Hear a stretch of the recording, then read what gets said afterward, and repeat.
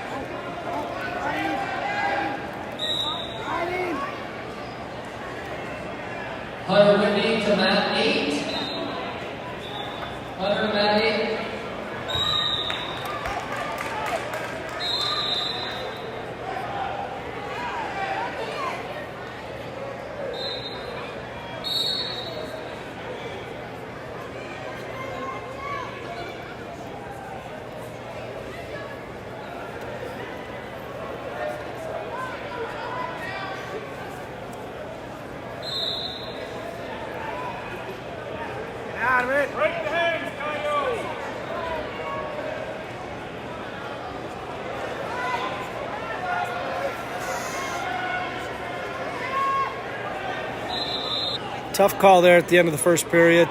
Jenks gives up the takedown, gives up near fall, does pick up the reversal, but then also gives up an escape, making the score 6-2 at the end of the first period. His choice, he's going to go down.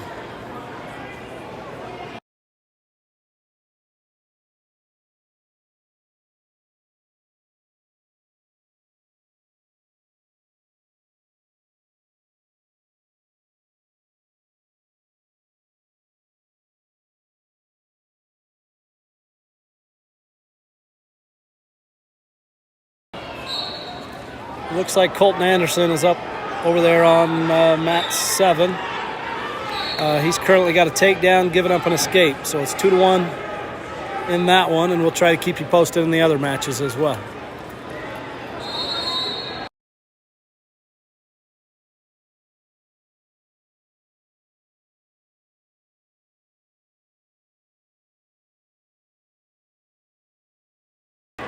Kyler picked up a reversal, so now he's just trailing this one 4-6. Minute 18 left to go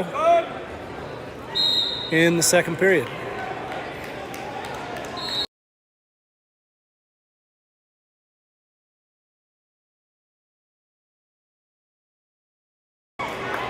Kyler drops into a suicide cradle. Got 3 near fall swipes coming. That's going to give him the lead. 7-6, minute to go here in the second period.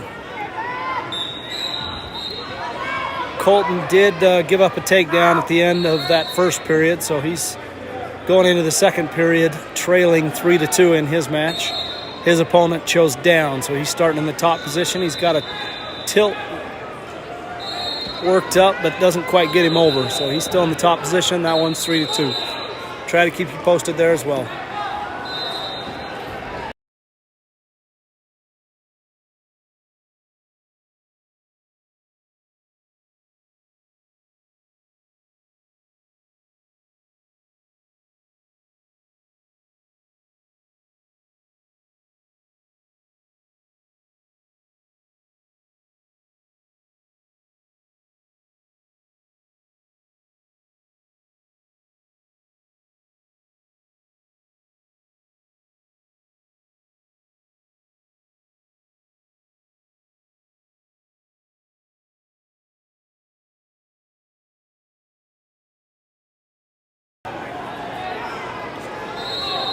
Jenks is going to finish out the round on top there, so he's going into this third period up 7-6, but it is Timpanogos' choice.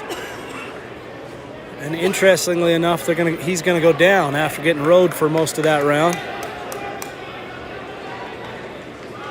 Colton give up a reversal in his match, so he's trailing in his 5-2 with 30 seconds to go in the second period.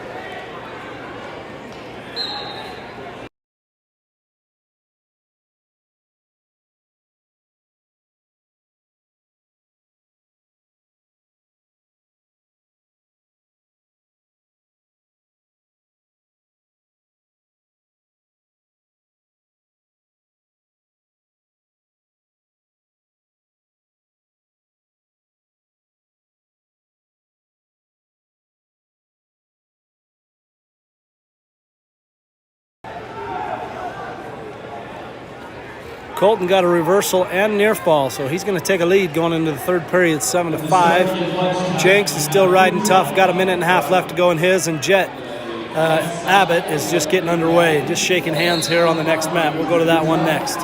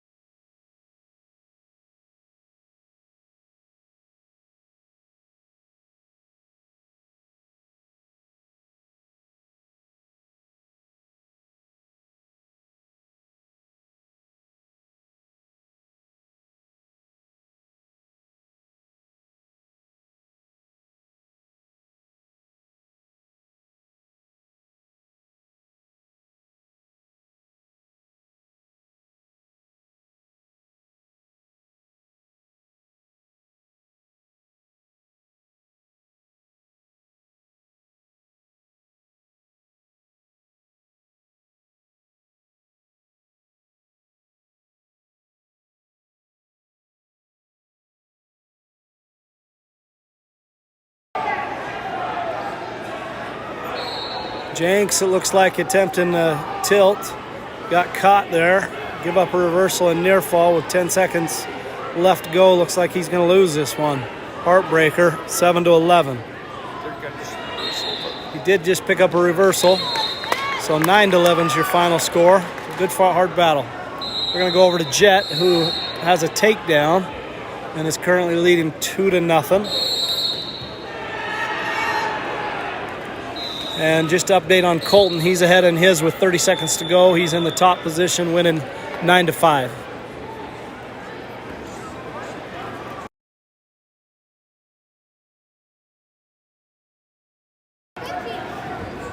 Colton picked up another turn there at the end. He's going to win his bout 12-5. End of the first period, Jet's currently ahead 2-0. Wayne's choice, and he's going to go down.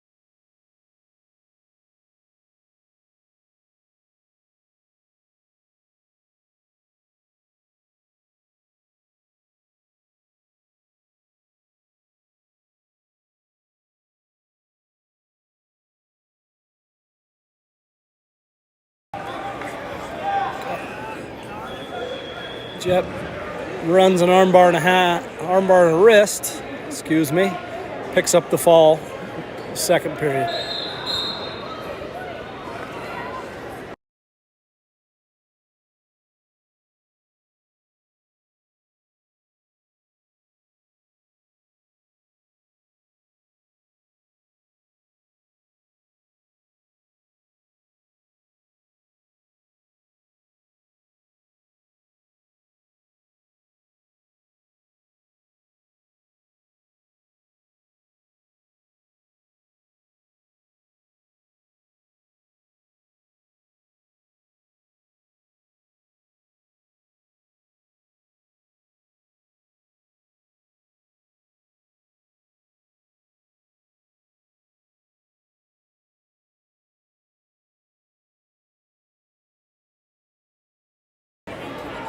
We got a little bit of a break in the action until our next wrestler is up, so we're just going to go offline here for just a minute.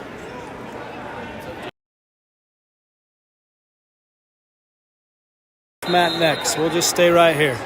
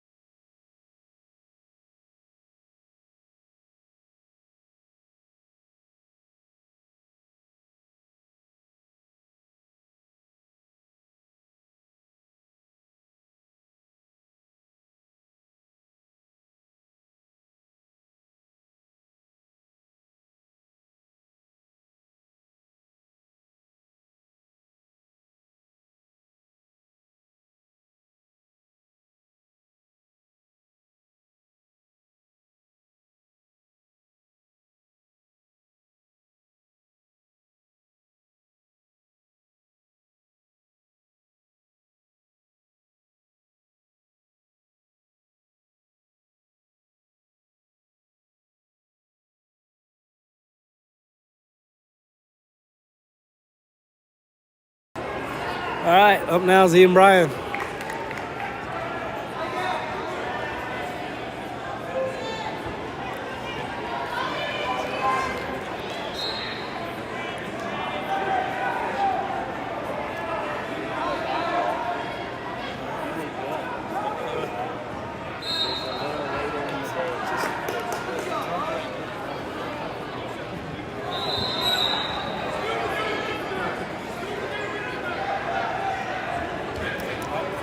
There's 2 points on the takedown for Ian. Good double leg.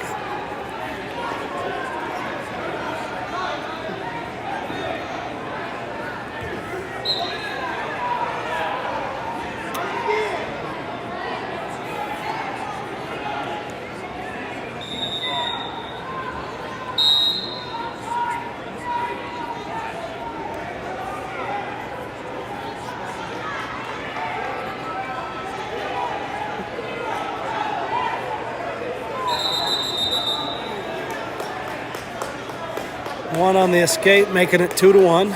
Ian's with the lead. And that's the end of the first period. Ian's going to defer.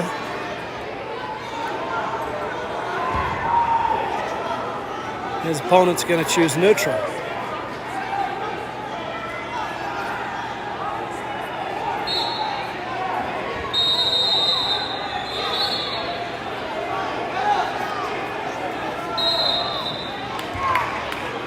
Pretty good snap down by his opponent.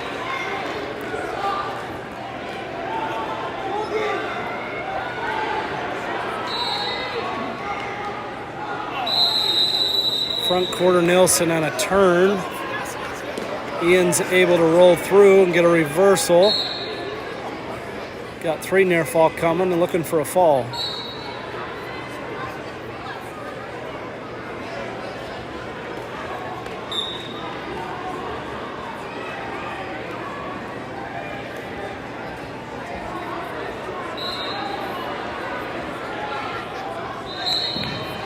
And there is the fall for Ian Bryan.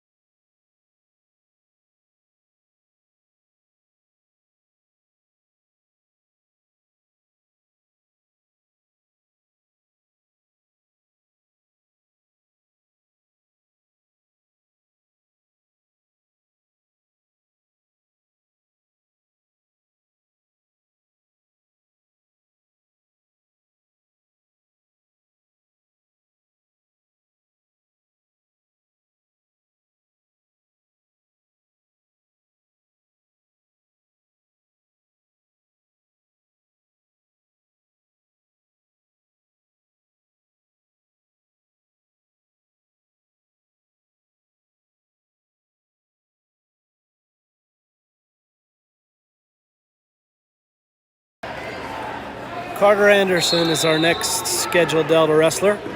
He looks like he's on deck on mat 10, so we'll stay right here.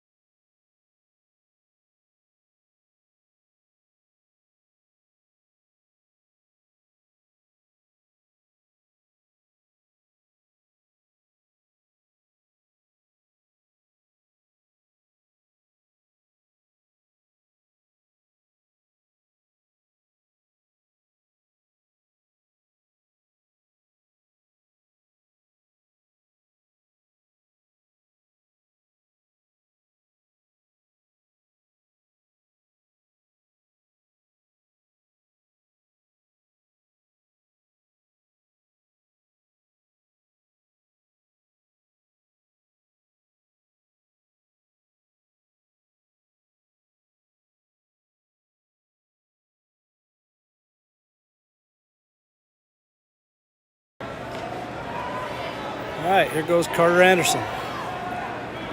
Looks like he's got a Dixie flyer.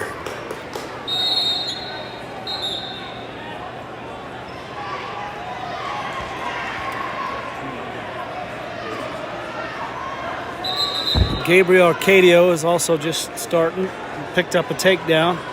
He's leading his match 2-0.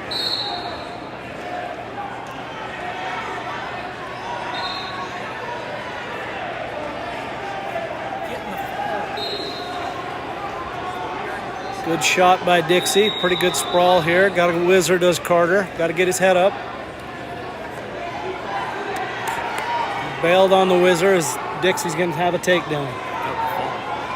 Gabriel able to pick up a pinfall over there. So good job, Gabe Arcadio. We'll stay here with Carter as he's able to get to escape, and we're neutral again. 2-1's the score. Carter's currently trailing this one.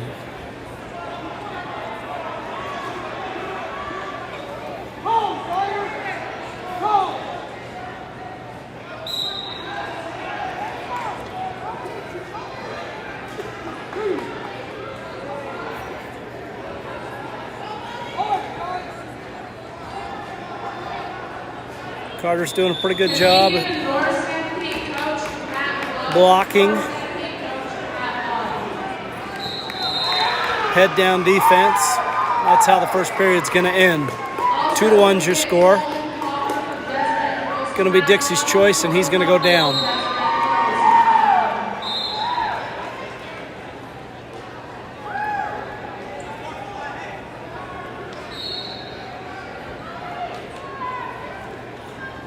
Carter's going to pull a tight waist. Reach for a wrist now. Drop to a single.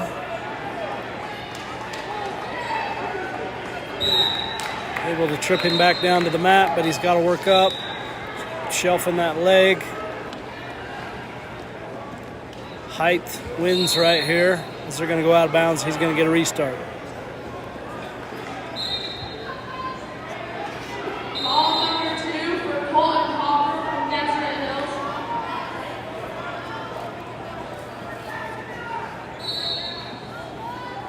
Not a lot of action off the whistle, but Carter's able to pull his tight waist, look for a wrist.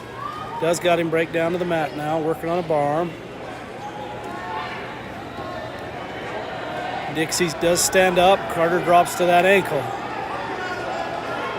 Can't stay on his knees though, needs to elevate it. So Dixie's now cross-faced him. Got Carter broken down to his belly. Got a cross-face, working a barbed wire, is getting swiped, so that's going to be 2 reversal and at least 2, looking like 3 near fall coming. So Dixie's looking for a pin. Carter's bridging hard. And we're going to stop for blood time, meaning Dixie's going to get an extra point. 4 on the near fall, making the score 8-1.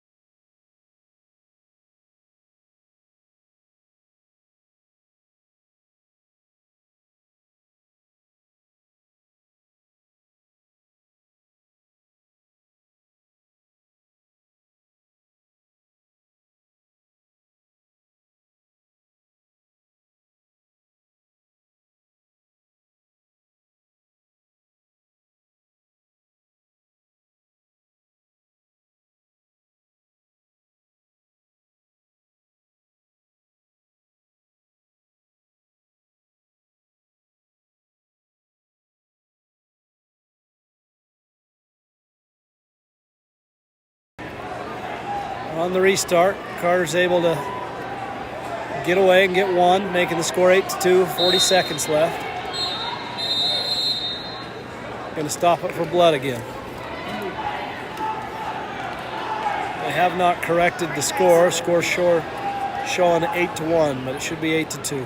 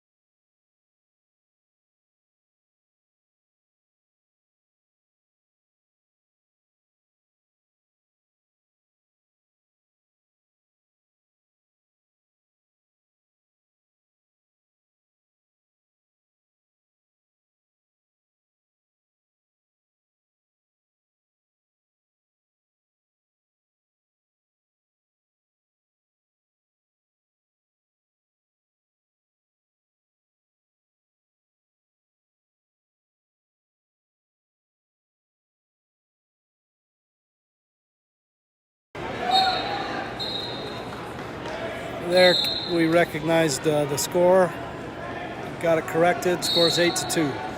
30 seconds to go here in the second period. Carter currently trailing this. I've seen him wrestle a couple times. Looking like this Dixie guy likes to shoot from space. Carter do well to get his hands on him.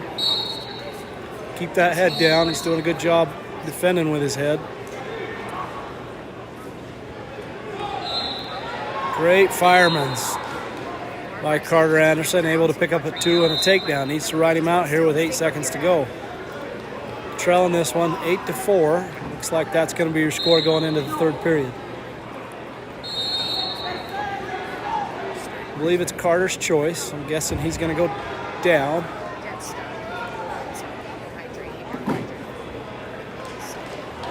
Guess that's why I'm not a coach. He's going to go neutral.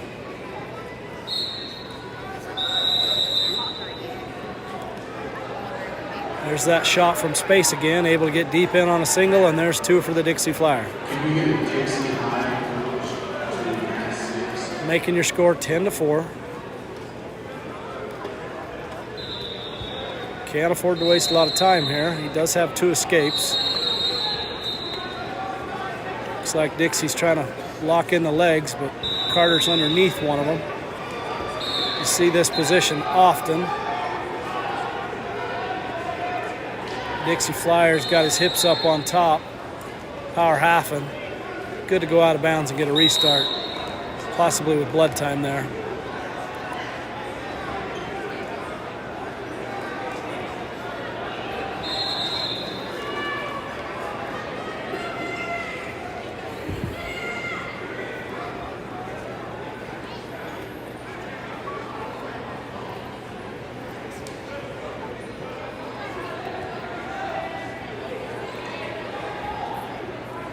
Need to win the whistle here.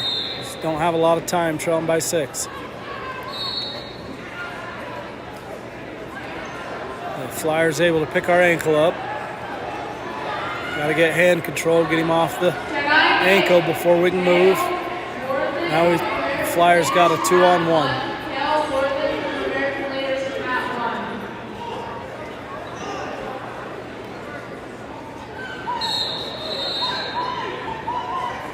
They're going to go out of bounds again, leaving exactly 1 minute left, trailing this one 4-10. Ought to be ready for the ankle. Post that foot. Nope. Flyer's going to go to a bump chop. Carter's going to try a elbow roll. Going to get caught there in a wrist and a half. Got to get his head off the mat. Does peel the half off. Keep that hand control and come up.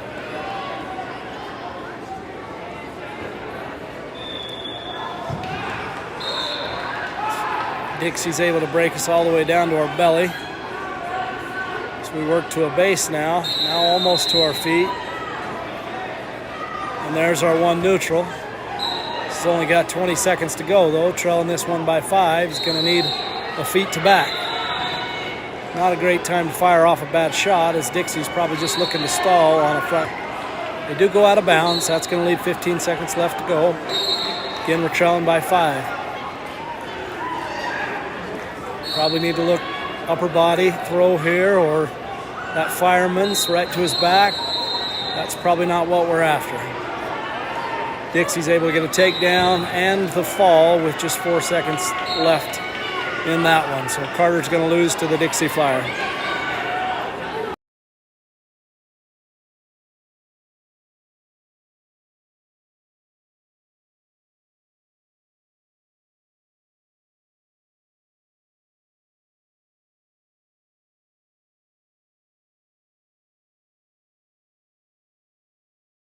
I believe our next scheduled Delta wrestler is going to be Trey Bradshaw. He's going to be right here on mat 8.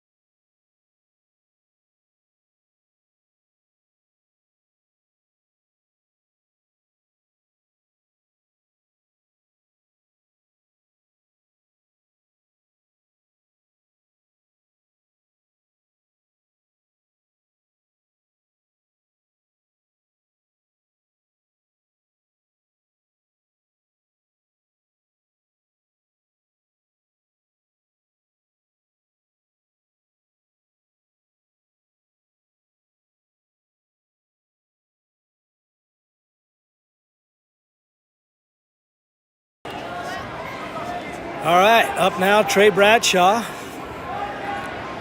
And he's got a little rematch of Torgerson from Richfield, so this should be a good one.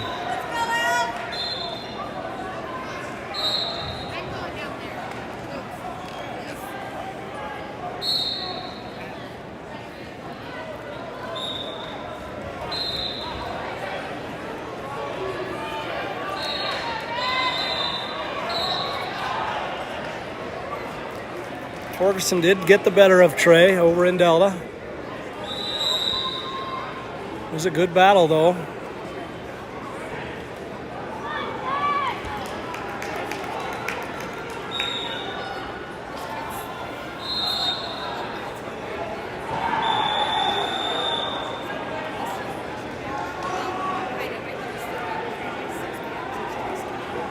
Trey looking shrugged there a little bit.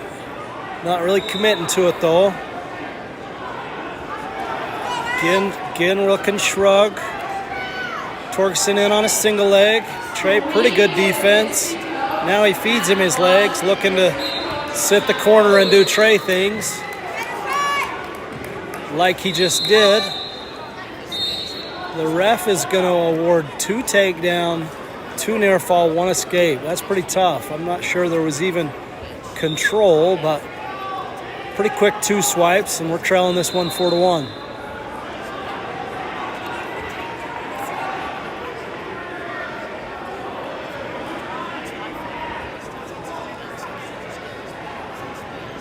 Let's go, Trey! Trey in a favorable spot now with his underhooks. Got a front headlock as well. Probably needs to snap him down some motion here. There's a good shot, but unfortunately they're going to be out of bounds. So 27 seconds left to go here in the first period. I'm going to try to zoom out here as Cash is on the very next mat, and we'll see if we can capture them both. Keep you posted on both. There's Trey with his patented underhook. Dives in on that single leg. Now goes upper body, and Torgerson able to get out. So 10 seconds left. Looks like we're headed towards the second round. Trey trailing 4-1.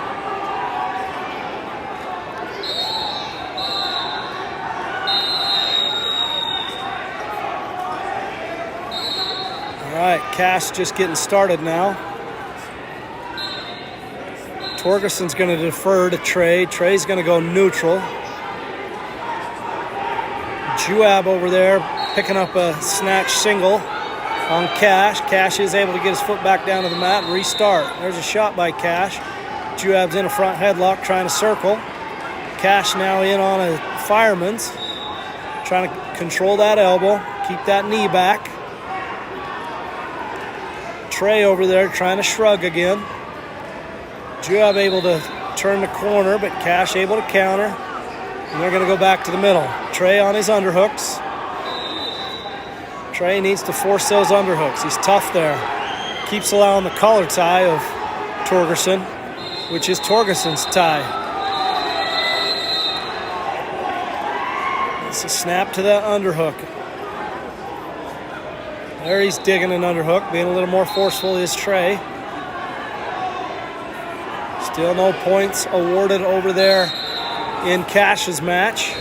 Trey is going to pick up a stall warning as he drives Torgerson out of bounds. 1 minute left to go in the second period. Trey trailing 4-1. Still no score in Cash's match.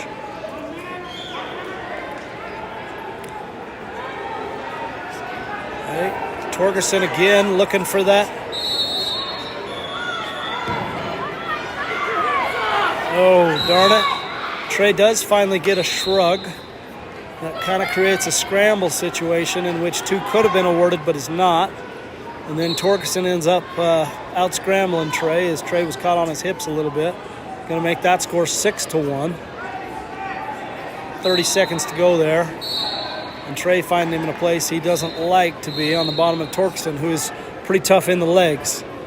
They're going to go back to the center, though. Trey's going to have a restart, see if he can get a win the whistle here. 25 seconds to go, score 6-1. There's Cash on a good double leg as they're going to stop it out of bounds as the ref and the other mat was kind of in the way. Otherwise, Cash may be able to keep that one in bounds. 10 seconds to go, no score in Cash's match. Trey's able to get back to his feet. And there's awarded the one, and he's in his underhook. He needs to drive and try to pick up 2 here to get back in this match. Got double unders. Oh, throws him. And there is a takedown by Trey. Great job. Climbing back into that match, making it 4-6. Okay, needs to ride him out. 5 seconds left to go here in the second period is Trey Bradshaw. Looks like Juab's choice over in Cash's match, and he's going to go down. And there's time out. And Torgerson's going to immediately go down there in the third period, and he's got a lead 6-4.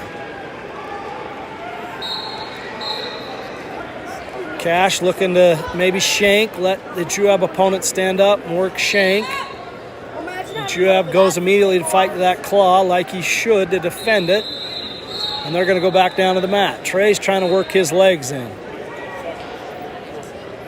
Trey really needs a turn here. Torgerson's pretty tough in the legs. Usually guys that are tough in the legs are pretty decent at countering, or at least not getting turned in the legs themselves. And if you know the other 2 Torgersons, they were also tough in the legs. So long history in the family of riding legs, but Trey is equally as tough. So we'll see if we can get a turn. Down to 1:20. Torgerson trying a little hook the elbow and roll, known as a fat man roll. Over there on Cash's match, Juab's able to get the escape, so he's leading Cash 1-0. A minute left to go in the second period over there. Trey is down to 1:05.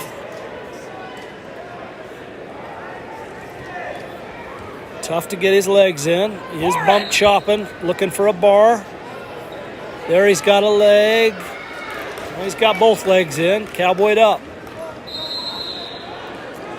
Torgerson's coming down from 50, so he might have a little bit of a size advantage here. Trey's as tough as they come, though. Down to 30 seconds and still needs a turn. Got a power half or something. Trey getting a little desperate as Torgerson's just content in not getting turned. Trey trying a little tilt. 1, 2. There's a 2 count. That is a 2 count. That's going to tie it up. But Torgerson picking an ankle here. Hips high is going to matter here. Scramble. Down to 10 seconds. 6-6 to score. Trey's got to maintain control. 3, 2, 1. 6-6. We're going to overtime. Great job, Trey Bradshaw, battling back into this one. Tying it up late. 6-6. 1 minute on the clock. Cash over there able to pick up a takedown, so he's going to go into third period with his choice, up 2-1, and he's going to go down, leading that one 2-1. We're going to stay on Trey right here, as he's the furthest along, and we're in overtime. All right, they've each got a takedown. Trey needs to work his underhooks. He's tough in the underhooks. He's got a Russian. There's his underhook. We like to see it, Trey in his underhook and coming forward. He's real tough here. I don't know that we need a chin whip in this situation. Now Torgerson's in deep on a double leg. Trey tries to throw him over, and that's going to be 2 for Torgerson. Is maybe not the best of tactics in the situation, but you'll live with the effort. Great job, Trey. Great battle. Good fought match between the both of them, as Torgerson's going to come out 8-0. We'll jump back over to Cash, who's picked up a reversal in his match. Is now leading 4-1. Also, his brother is just underway over there, and in on deep on a double, and they are going to give him the 2 right there on the edge of the match. So that is not his brother. Excuse me, that's Garrett Zufeld, who's leading 2-0. Tell Peterson looks like he's just getting started. We'll try to keep you updated on his mat as well. Again, the score 4-1. Cash leading his match. 55 seconds left to go.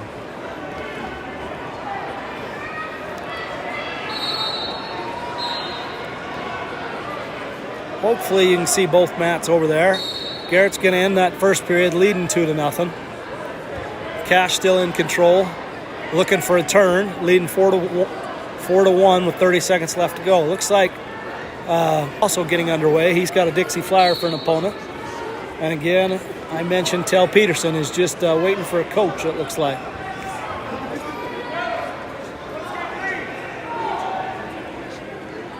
There's Zufelt with another takedown. He's going to lead his match 4-0. And Cash Nelson, time ticking out, is going to, looks like, hang on for a victory, 4-1 over Juab. So good job, Cash. We'll go over to Garrett.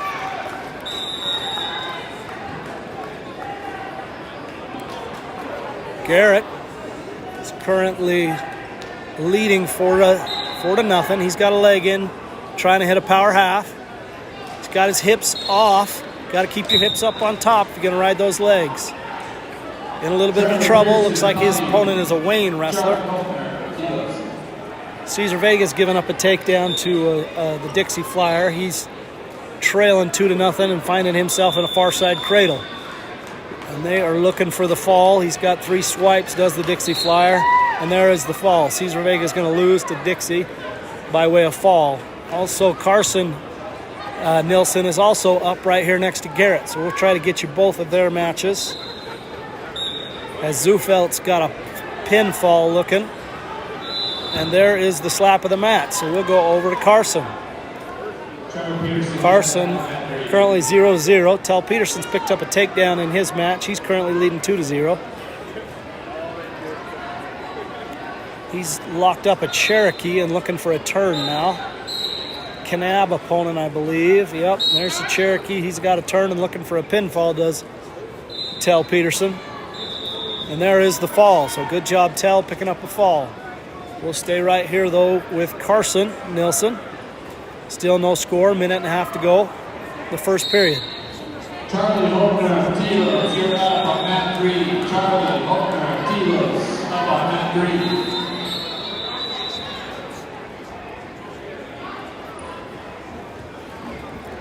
Still not a lot of action. His opponent from Springville.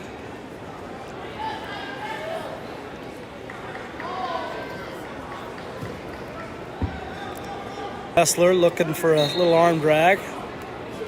Carson saying no way. There's a little two-hand shove and a low-level shot. Carson does a good job sprawling and countering. He's got to work to the middle, though. His ref tells him. There's a high crotch by Carson. Didn't quite get his hands locked as they're going to go out of bounds and back to the middle with 40 seconds to go. Still no score in this one. There's that two-hand push. Two-hand push by Springville. Two-hand push. When a guy reaches like that, that's a good chance for Cars to pop both those hands and set up a shot of his own. But he's worked into that elbow control, looking for his fireman's. Bradshaw's like that outside fireman's. He's now finding himself in a front headlock. Is able to back out of it and got an underhook. 5 seconds to go, though. Good position here if he'll lift that underhook and go to that high crotch. Time's going to go out in the first period, though. Score 0-0. Both wrestlers kind of filling each other out, not really committing to any shots. It's going to be Springville's choice. They're going to defer to Cars. Carson's immediately going to go down. See if Carson can win the whistle here. Get a first move. Carson chooses to stop the first move. That is still winning the whistle. As he comes to his feet, and now his mat returned all the way to his belly. Springville wrestler got a 2-on-1 now locked up. Doing a good job at using his toes, driving forward, keeping the pressure on Carson's hands. Now Springville's working a claw, trying to keep that weight out in front as Carson is able to work up to his feet. He's got to work to mat return him here. Carson's just maybe just trying to stay to his feet. Springville is able to lift and mat return, but Carson immediately back to his feet. This time Springville, knowing that the stall call might be coming, or maybe just not worth the effort, chooses to give the escape. So 1-0. Carson currently leading this one. Minute 10 left to go in the first period. Carson kind of looking to set up a shrug. Springville not doing much with that collar tie. Carson decides to back out. There's that two hands. Again, I mentioned that's a good time to attack, maybe pop both hands, hit a shot. Carson does attempt it. Now Springville's liking this overhook, a little 2-on-1, Russian tie. Carson able to clear it. Back to the hand fight. On the edge of the match, good time for a shot, not a lot of risk here.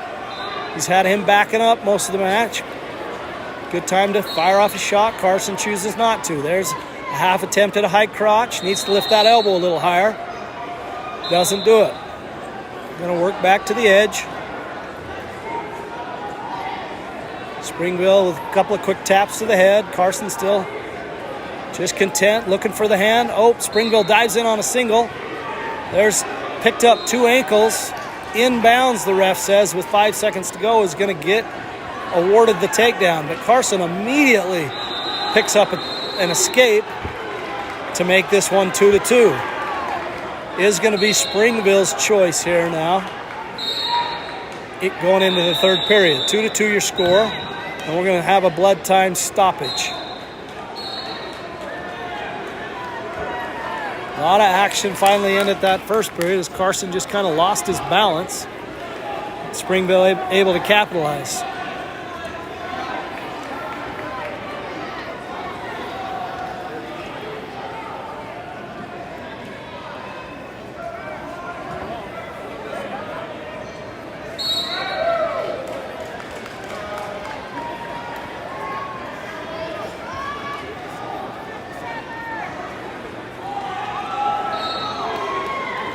Don't see any other Delta wrestlers in action. Trent Bradshaw doing a good job at making sure I don't miss anybody. Appreciate his help. 2 minutes to go. Start of the third period here. Springville's choice, and they're going to go down. Carson takes the starting position. Not a lot of action off the whistle. Carson trying to go head and arm. Coffee grinder. Now he's got a 2-on-1.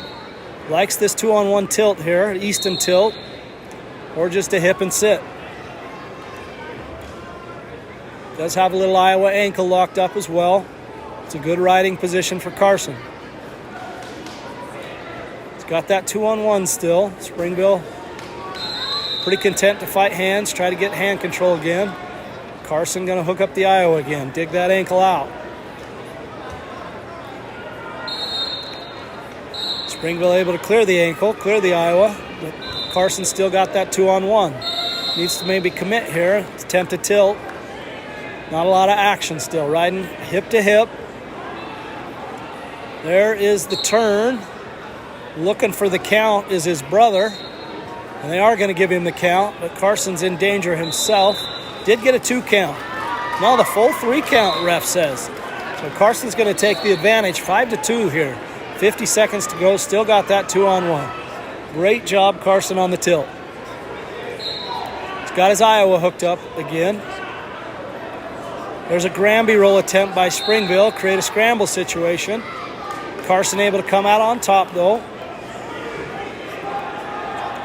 You often see wrestlers doing cartwheels and front flips and stuff in warm-ups. That's the reason why. Scramble situations, you got to be able to find your bearings quickly. Oftentimes, whichever wrestler reacts the fastest is the wrestler that comes out on top. Carson doing a good job there. 10 seconds to go in this one. He's leading at 5-2. Just needs to ride tough here. No stall calls awarded. He's got his Iowa, got his 2-on-1 in a good position. As time ticks away, 3, 2, and 1. Carson able to pick up the victory. 5-2. Great job, Carson. Looks like Austin Stevenson is just getting ready to go over here on mat number 7. So we're going to jump over to that one. Great job, Carson.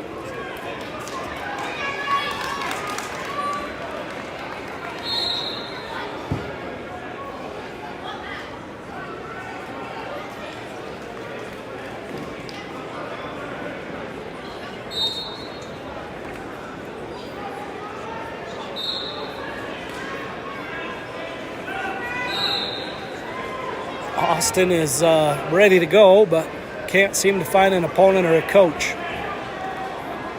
I'd run away too if I seen Austin out there. He's a pretty intimidating fella.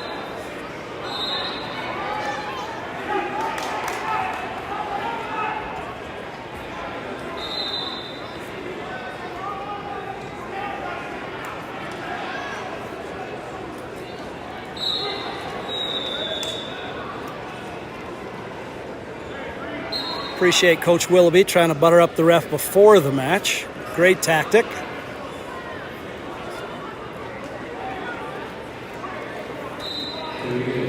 At least maybe it doesn't look so friendly. Maybe Brendan's arguing a call before he's even made a call. I don't know.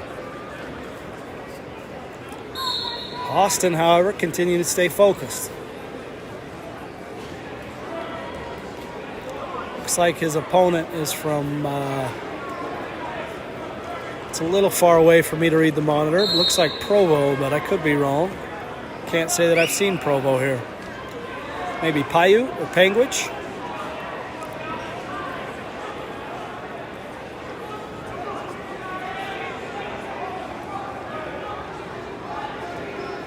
We'll go check track wrestling.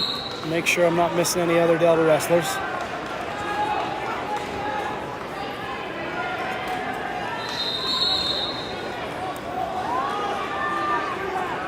Looks like Brock Relly and Campbell Warman have both been called to their mats, mat 8 and mat 9. We'll take you to the first action that we see.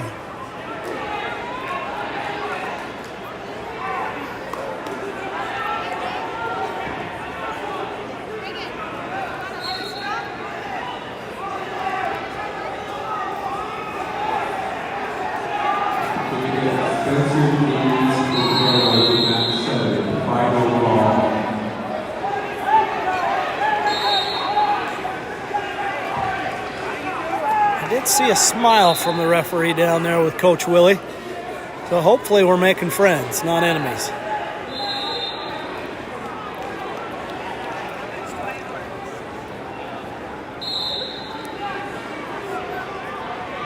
That does look like a Provo Bulldog. Austin Stevenson's going to have. His opponent looks like has showed up, reporting to the mat.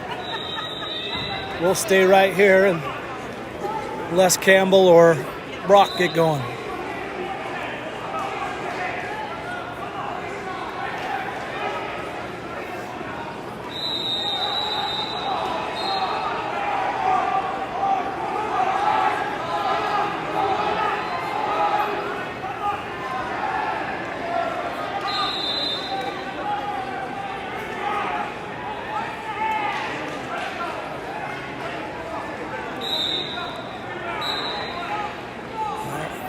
The shake of hands and we're underway.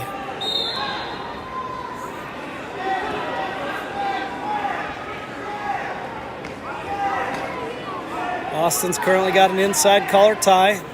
Now he's got a 2-on-1 wrist control. Now they're fighting hands in the center of the ring. There's a good shot by Austin. He needs to come to his feet. He does double off. Picks up the 2 takedown. Great job, Austin. He's got a half and a far ankle. Like him to pick up the near ankle, but he's got that long wingspan. He needs to get out to the side and run that half.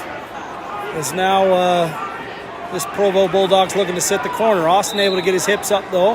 Now he's got the leg split in a good spot to look for some near fall here. Trying to put that half in again. Still hasn't got any swipes. Does have the leg split. There's the half. And there should be the count. 1, 2. Should have at least 2 coming. Now the ref's remembering to swipe. Should have 3 coming. A minute left to go. There should be 3 near fall. Austin leading that one 5-0. Doing a good job staying on his toes, driving to that far shoulder. Does drive him all over the back. And, man, Provo looked like he just gave up there as Austin's able to pick up the fall real quick. 40 seconds left to go in the first, and Austin Stevens going to win by fall. Great job, Austin. So we're going to head over to mat 8 and 9 and try to pick up Campbell and Brock, who's up next.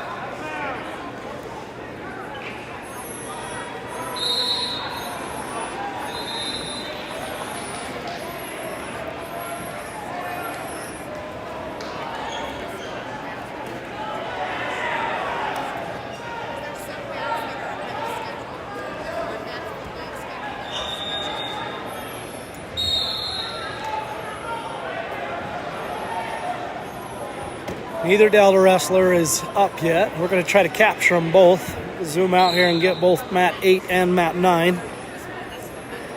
We'll try to keep you updated on both.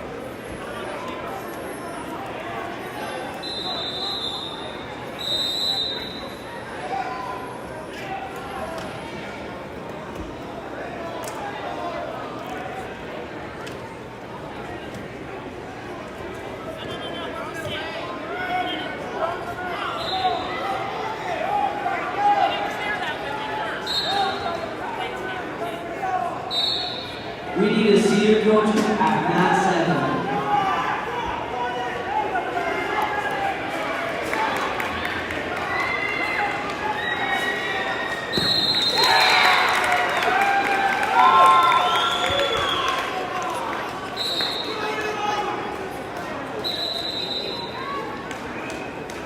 Like Timpanogos able to pick up a come from behind fall there on mat 8. 20 seconds to go in the third period. Up now is Brock Relly. He's going to have looks like a Springville Red Devil.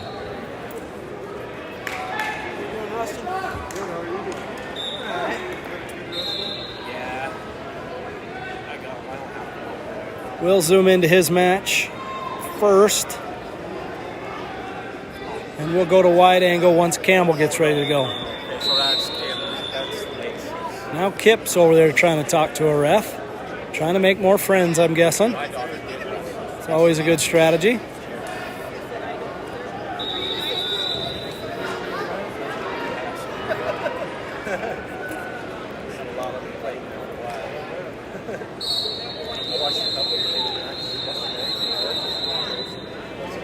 I'm not sure the holdup. Another coach seems to want to talk to the ref, but doesn't look like the ref that's refereeing Brock's match, so not sure why we don't get underway. I think they just want me to have to broadcast two Delta wrestlers at the same time.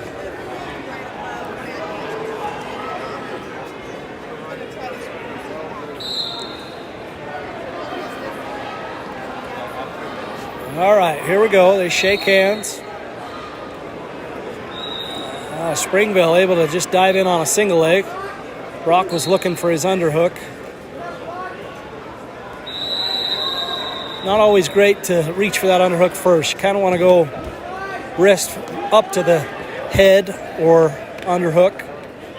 Just kind of got caught trying to do his thing instead of defending what Springville wanted to do. Springville's out there trying to run a Blair, which is just a wrist.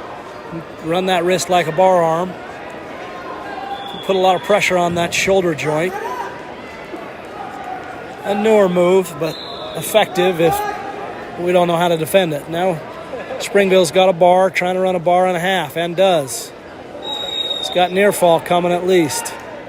Now he's got a double, and Brock looks pretty uncomfortable. And there is the pinfall. So Brock's going to lose to Springville by pin, and just in time for me to jump over to Campbell, who just shook hands, and we're underway. This year's kind of not bad here. I don't next year. Campbell having a good tournament so far. He's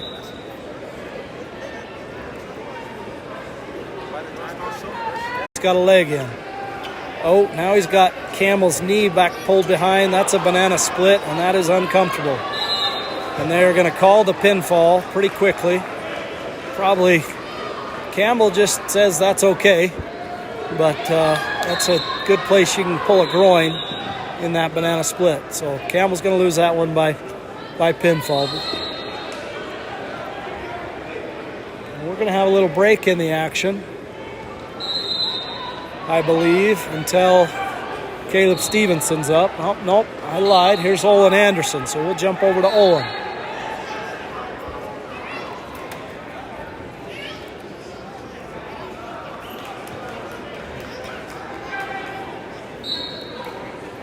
Olen looks to have a Provo Bulldog.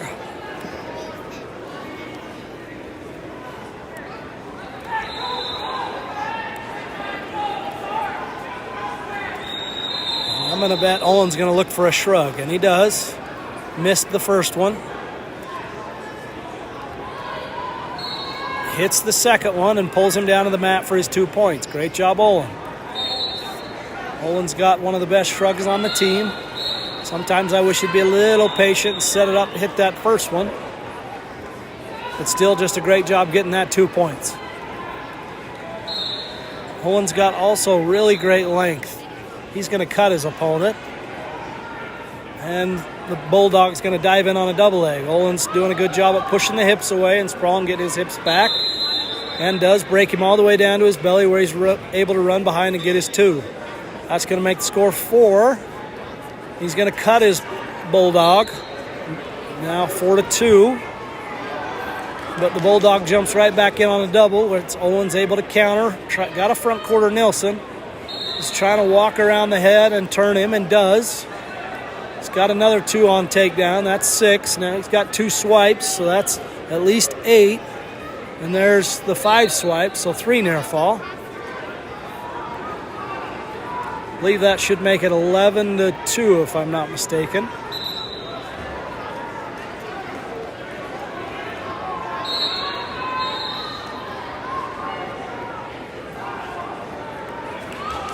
Three takedowns and 3 near fall. Got 9.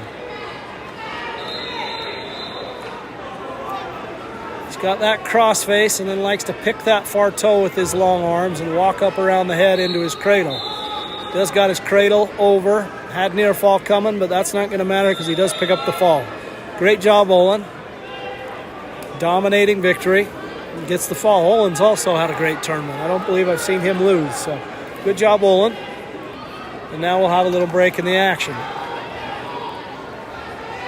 We'll go to track wrestling, see if we can find our next Delta match.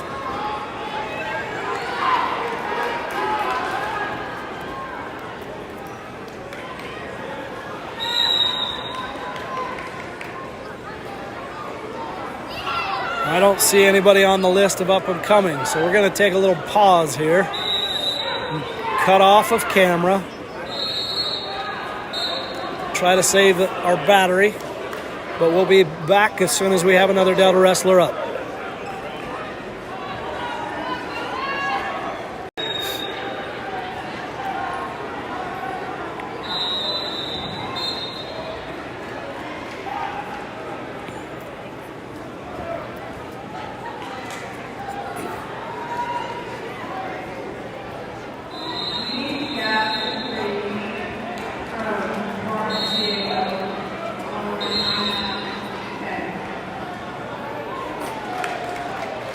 No score in the first period.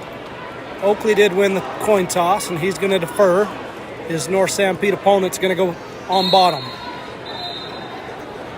Just want to say about Oakley, we sure appreciate him coming out to wrestle this year. Appreciate his fight.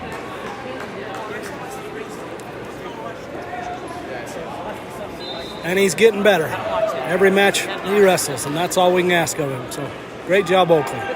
He's going to give up the escape, though, trailing this one 1-0.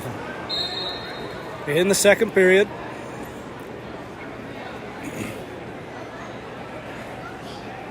Needs to work to an inside tie there. Does good going to the wrist first here. Keep that head up now. Work up to a collar or use that wrist. Sanpete's going to dive in on a double. Needs to push the hip away, put a whizzer in, and square up his hips. Sanpete's able to cut the corner, though, get around behind. Now he's got both boots in. Not a good position to be in. He is a little bit high, working that power half. If he can throw one boot out and sit him on his hip, that's where he wants to be. He's already high and lean into that right side hip. So he wants to throw the left boot out, and then you can cut the body, but he's not going to be able to. Sanpete's now got him stretched out. Still got both boots in, got 3 near fall coming. That's going to make the score 6-0 if Oakley can get off his back. He's got the body scissored. This can take a lot of energy out of you. He's got to turn hard into the scissor now. But there is the pinfall, unfortunately. When you don't see a lot of wins, wrestling can be exceptionally difficult. It takes a pretty outstanding young man to keep grinding, keep fighting, keep putting in the work. I just want to say that about Oakley. Appreciate that. It doesn't go unnoticed.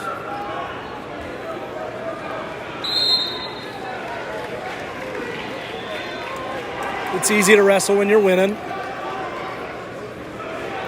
It's a whole lot harder when you don't see a lot of success. But he's always right there in the coaches, and they're giving him his guidance, and he's using that guidance to just get a little bit better every day. Really great of him. That's the best thing about this sport. You take your lumps, you take your losses, and you learn from them. If you can do that in life, you're going to be successful. Again,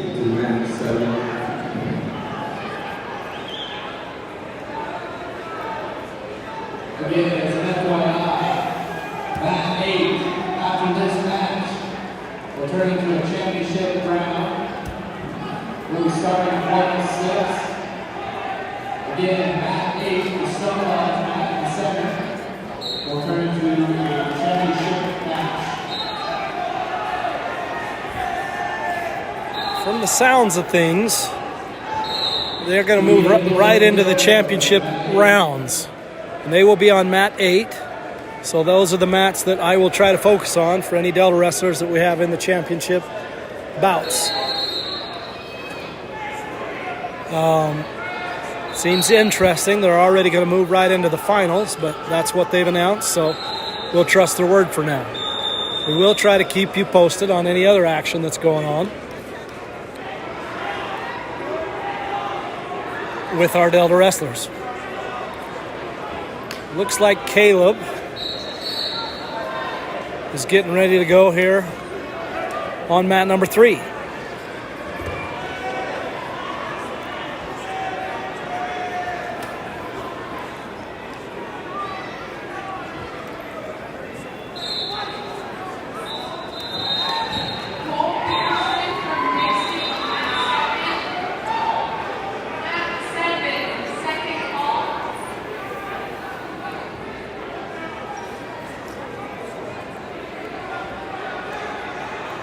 I was battling a little bit of the flu yesterday, so I didn't announce very much, as I just didn't feel up to it. I am feeling a little better today, and so I'll try to announce. There's Caleb, 2 on a takedown, and he's got him on his back. Near fall coming, if not a fall. Looks like a pretty quick fall to me, and it is. That might stand. I think the boys were having a little bit of a competition to see who could get the quickest pinfall. I don't believe I've seen one that fast. So good job, Caleb. And it looks like Kyler Jenkins is getting ready to go. As I was saying, I will try to announce, end up picking up the takedown. So he's going to go into the next period, winning 2-0. And he's going to choose the bottom position. We'll try to keep you posted on the action over there. Cowan is not going to want to go down. He's going to elect to go neutral here. So a takedown could decide this one. Score being 2-1 here in the third period. Kyler Jenkins, Crew Cowan.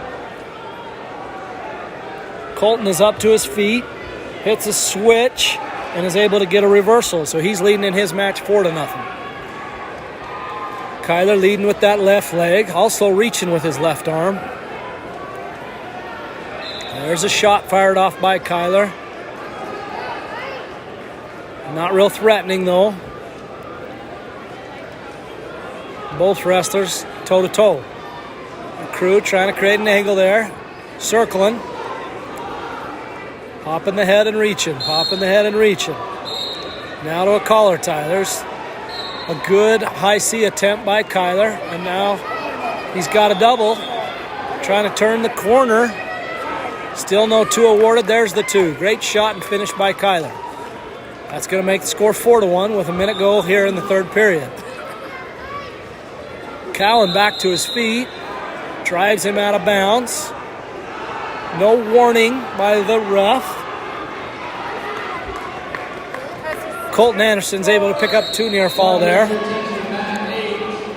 So he's leading over there 6-1, 51 seconds to go in the period. He's got a bar arm locked up looking to score. There the ref's going to fix the score. They had 2-1, now it's 4-1. 57 seconds to go, Kyler Jenkins leading.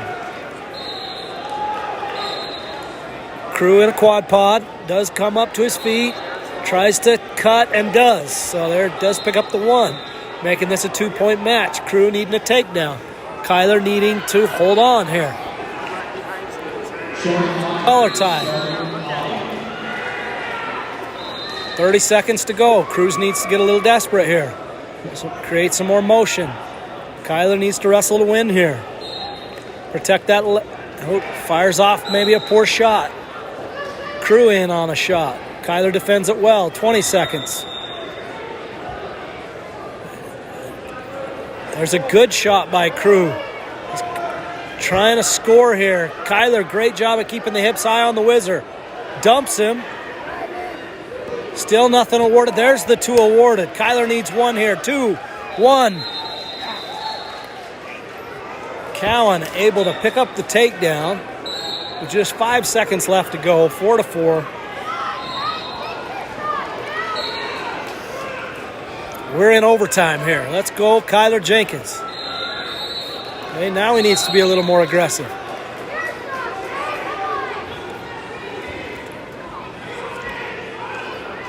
Kyler's got to win the hand fight here.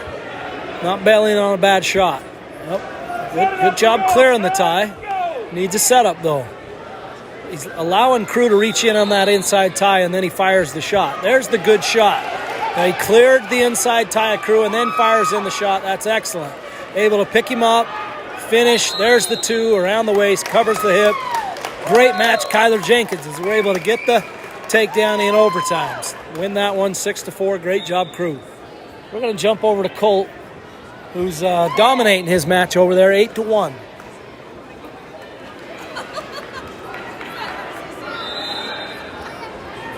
Kyler's able to pick up his shot when he clears that inside tie of Cowan. Great shot, great finish. Kyler Jenkins. 8-2 over there, as Colton's going to grab a double leg and say, I want 2 more. Take him right to his back, so he's got the 2 takedown. At least 2 near fall, I'd say, coming. The ref is not currently counting. I believe he should be. Looking for a fall is Colton. 40 seconds to go. Needs to clear his legs and get teed out there. Elevate that head. He's not going to do it. He's going to get his 3 near fall, though. 13-2 is your score. 30 seconds to go, looks like, in the match.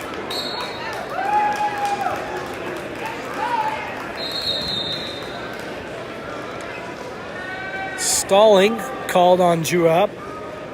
A 1 point awarded Delta. Going to make it 14-2. Looks like Bryan has been called to a mat.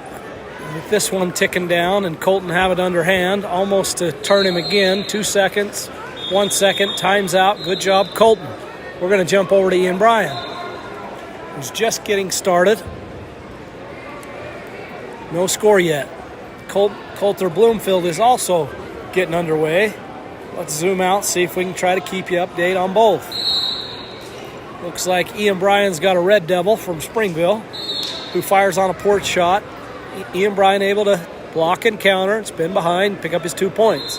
He's leading that one 2-0. Coulter just shaking hands there. He's got an underhook and a collar tie. We need a coach for program on that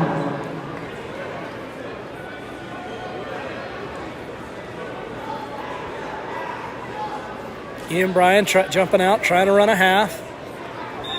Springville doing a good job at turning his hip, jumping up and escaping. 2-1's your score there. Bryan leading. Coulter, not a lot of action, as a lot of times heavyweights do. Got to fill each other out, wear them big bodies out a little bit before they really try to turn one another, take one another down. Coulter doing a good job at underhook going to that knee pick, trying to throw his Springville guy down. Doesn't quite get the takedown, darn it. I believe Ian's into the second period where he's going to choose down. Springville's going to cut him. Coulter with a big throw, got him right to his back. Hopefully he can finish that one. If not, he's going to have a 5-point advantage. Usually heavyweights go to their back, and that is the end. Great job, Coulter, in finishing it. Coulter Bloomfield with the pin. We'll stay on Bryan now.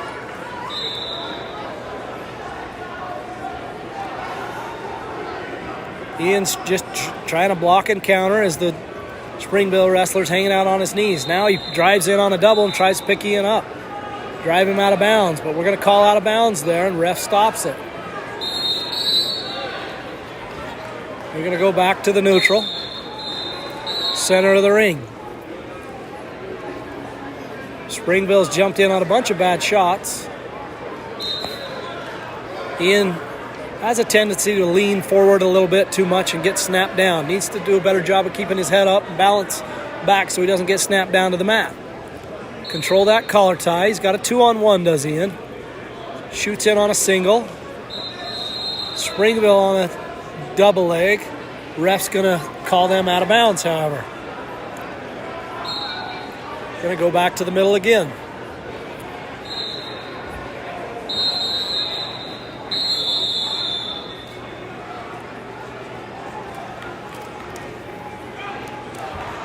Ian on his knees, Springville on his knees. Now they're back up. Hand fighting in the center of the ring. Ian trying to block and counter, go behind. Needs to pick an ankle. It's got him broken down to his belly. Just go behind now. Does try to circle, but the one thing you got to do when you circle is you got to block the elbow. He doesn't block the elbow. Springville catches the leg, able to bring him up over his head and finish for the 2. I believe Ian's trailing this one. I cannot see the score, but I believe it should be 3-2. Maybe 3-3. Should be 3-3 if I'm right. Ian needing an escape here.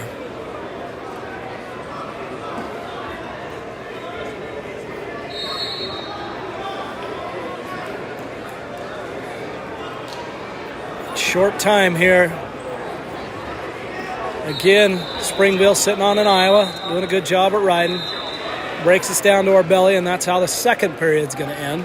I believe it's going to be Springville's choice, as we're tied in a tight battle here. Your champion from Timbernovis in the 106 weight class, Ben Allison.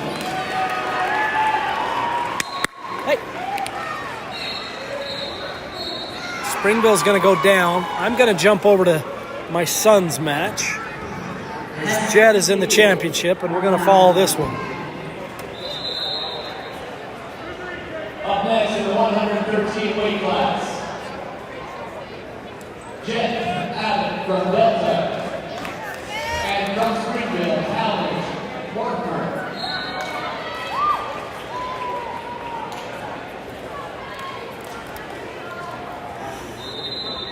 Springville wrestler elected to go down. Ian's got to ride him, I believe, to win. We'll try to keep you posted on Ian Bryan. But here's the start of the finals. Talmadge Mortimer and Jed Abbott. They met last week at the Beehive 16, which, if you didn't know, was an invitational tournament only for the top 16 wrestlers in each weight class. These guys met first round. Jed was narrowly leading that match when he did pick up a pinfall, however, over Talmadge. I'm sure Talmadge is looking for a little revenge here. Ian Bryan gives up the escape, so is trailing, but then fires off a double leg and is able to get a takedown. Talmadge Mortimer in on a shot and able to finish his shot. They've awarded 2. Jet, however, able to pick up an escape immediately. 2-1's your score there. Jet's got him broke down. Good reshot by Jed Abbott as he's able to pick up his takedown. Now leading this 3-2. Ian Bryan in the closing seconds is still on top over there. We need a Desert Hills coach. Needs to ride him out, I believe, to win. An escape would tie. Jet was able to turn Talmadge in the Beehive last week, as maybe that's not Talmadge's best position. He's a really good freestyle and Greco wrestler. Likes the upper body throws.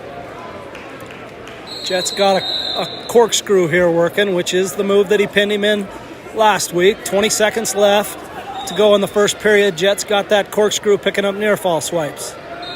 10 seconds to go. This does have just 2 near fall, the ref says, as he's recounting. There's the 5 count. So we did get 3 near fall. Jet's going to go into the second period, leading 6-2.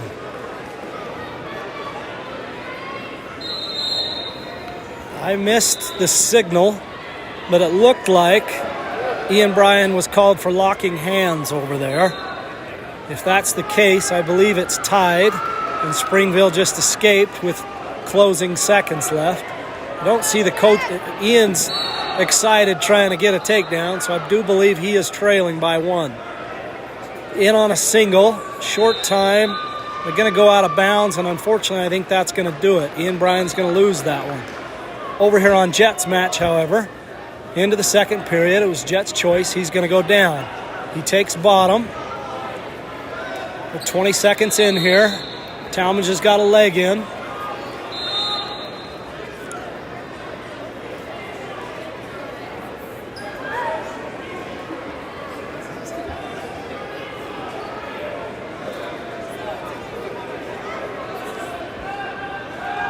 Jet's able to pick up a reversal there as he was almost in near fall situation, giving Dad a heart attack.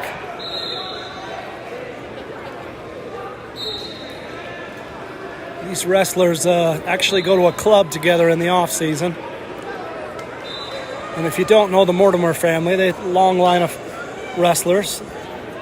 Their daughter just made the Olympic world team, so congratulations to Sage Mortimer. This is her little brother, Talmadge. Jet's got that corkscrew again locked up. Actually, he's got the leg split, looking for a pinfall here now. He's got a deep half. He's got the leg hooked, got 3 near fall. Coming, you can turn him again. Just rip that crossface over and pick up 3 more near fall.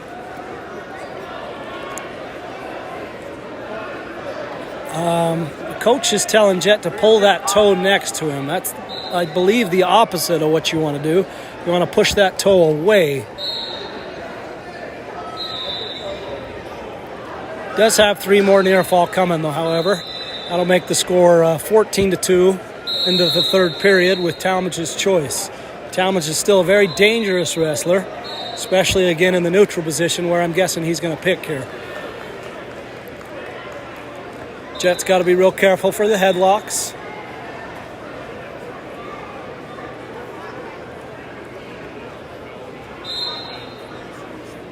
I believe Springville's coach over there is arguing that it's not a different move when you have the leg split like that. It is, however. So Jet was able to pick up 6 near fall instead of just 3. 14-2 the score. Jet needs a takedown and 1 more point to end this for a tech fall.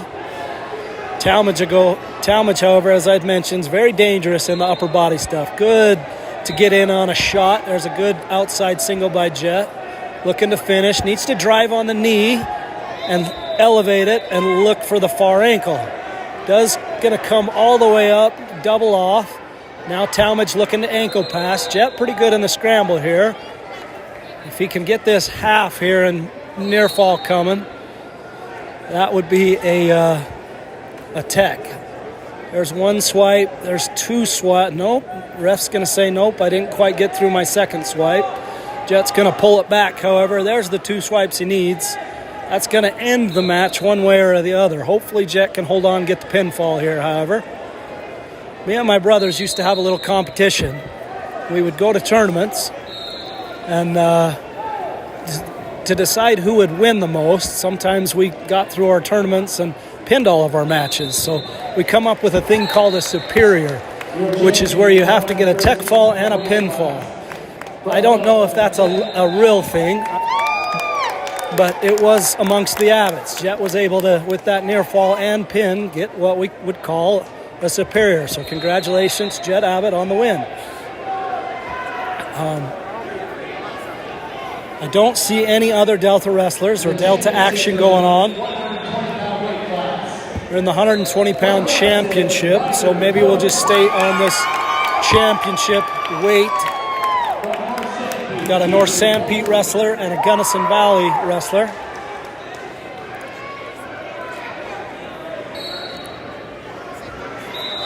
And I don't know if I gave you the complete update on Ian Bryan. I was a little distracted, but he got a locking hands call and then gave up the escape with just a few seconds left in his match and ended up losing that one by 1 point.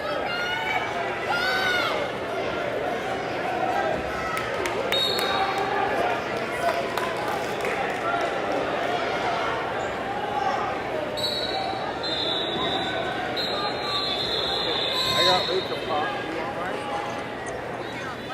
A pop for Luke. You want one? Yeah. Look, that's Maggie and Janessa if they want one.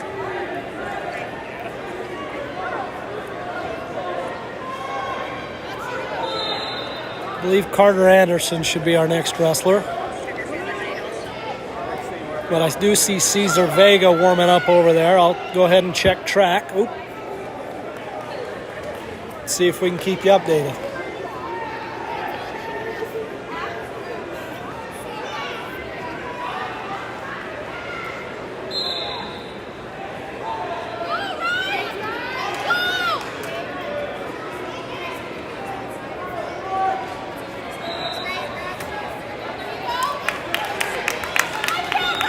Trey Bradshaw looks like is scheduled to come up soon too. So we'll get you over to him and Caesar's match as soon as they're available. Looks like Matt 4 and 5, so we'll try to capture both. But we'll stay right here on the championship as we don't have any Delta wrestlers in action yet. It's a battle between, looks like a Gunnison wrestler, a Coates from Gunnison and a Polson from Sanpete, I believe.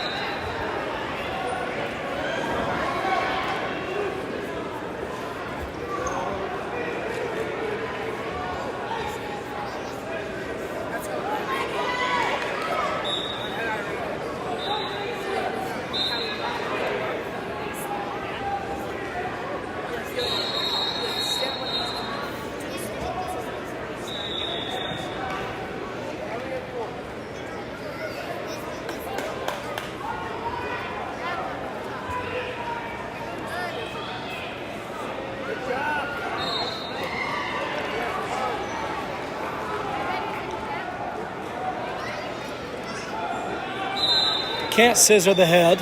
Can't scissor the head even with the arm. As Gunnison coach looking for an explanation on the technical violation there. Scissor in the head is just illegal, not a good thing. Safety always first, so technical violation, one awarded a red. North Sanpete leading this one 4-1. Still no Delta wrestlers in action. We should have two going at once though, I'm afraid, over there on map 4 and 5. We'll try to capture both of them as soon as they get going. We'll stay here on the championship, however. North Sanpete Gunnison.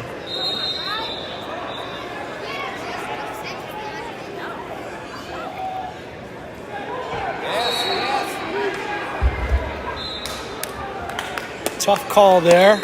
This Gunnison wrestler looked to have the advantage and I have him on his back. But out of bounds.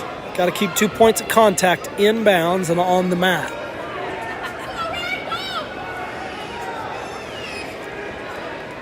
Points of contact can be feet, knees, hips, buttocks, shoulder, hand, elbow, head. Just got to have 2 points of either wrestler inbounds at all times. The hard thing refs have to deal with is most mats in the state of Utah are not actually regulation size. So when it's not a regulation size match, then it becomes a judgment and safety thing. So refs don't always, that's why it's hard for us fans to determine when they're out of bounds and when they're not, because the rule says one thing, but if it's not a regulation size mat, then it becomes ref's discretion. subjective. We don't like that in wrestling. It's too bad we can't get all regulation size mats. I believe this Snow College wrestling mat is a regulation size mat, however. And the correct call was made. 2 points of contact went out of bounds, and therefore the Gunnison wrestler didn't get the takedown and advantage there. So he's going to go into this third period with his choice, but leading 4-1. Not Gunnison wrestler's choice, trailing 4-1.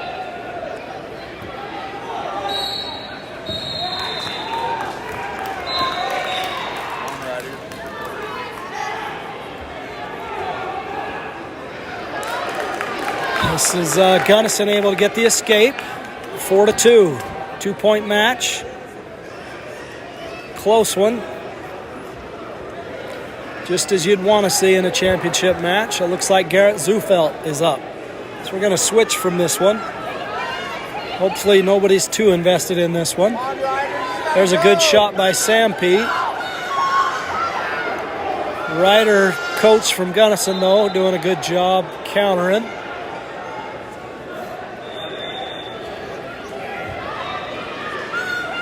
This looks like a stalemate to me. Oh, now he's got him broke down to his belly. Advantage, Gunnison. Nothing.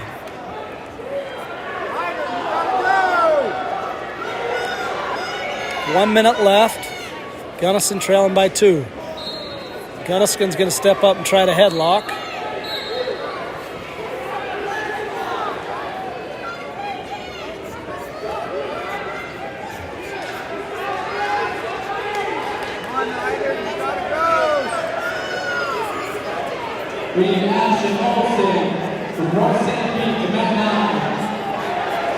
There, North Sanpete's able to finish a takedown.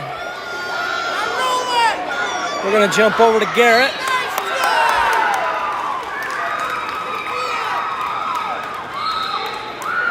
I lied. We're going to jump all the way over there to Trey and Garrett. Hopefully you can see both. Garrett Zufelt here in the bottom of the screen, and Trey Bradshaw up there in the top right. Trey Bradshaw wrestling Juab. Quickly in on that patented underhook, high crotch. He's able to get a takedown and going to cut him, go back to his feet. Zufelt also able to pick up a takedown, leading 2-0. Trey immediately got that underhook hooked up. Over under here, though. He's going to clear that and decide he doesn't like it. Zufelt still on top, leading 2-0. There's Bradshaw in on a double leg. Steps out of bounds, however, if you noticed his feet.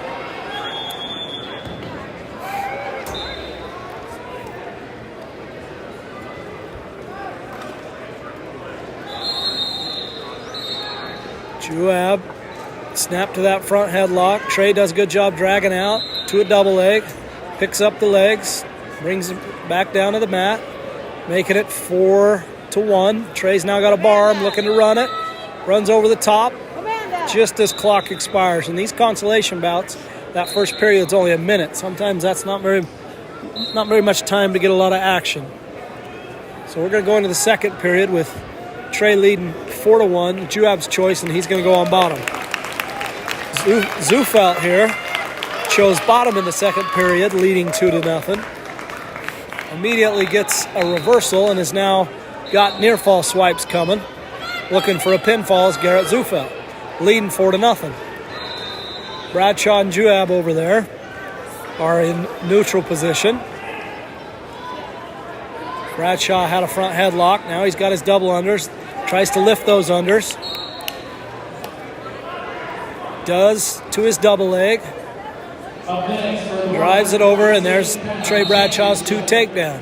Zufelt still looking for the pinfall. There it is. Good job.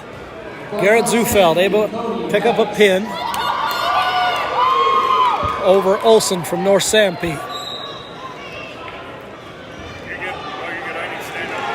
We'll try to zoom in over on bats 4 and 5, where Trey Bradshaw and Cesar Vega, just getting ready to start there next to him, are going. Bradshaw in control of his. 6-1, I believe.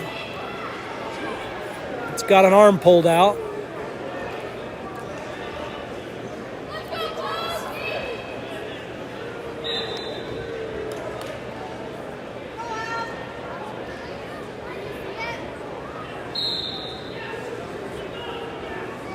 Cesar Vega in on a shot, able to pick up a takedown, leading 2-0.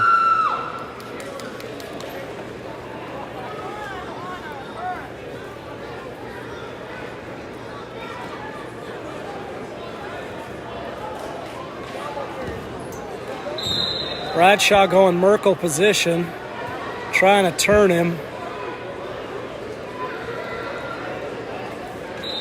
Gotta love Trey's moxie. With a lead, that Merkel turn is more of a freestyle move, really. Usually can get exposure, possibly a 2 count. Pretty tough to hold a kid in Merkel, and can be pretty dangerous. But Trey doesn't hold back. He kind of goes for the gusto. They're going to head into that third period. Trey, I think, in a commanding 6-1 lead at least. I could have missed some near fall.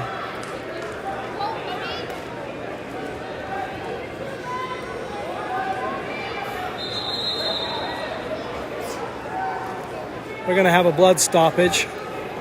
I'm not sure why they're stopped in Cesar Vega's match.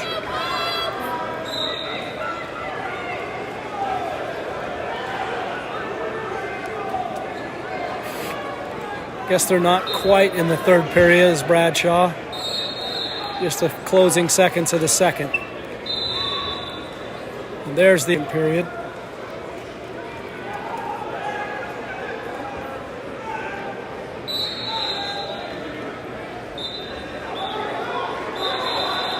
Bradshaw leading 6-2.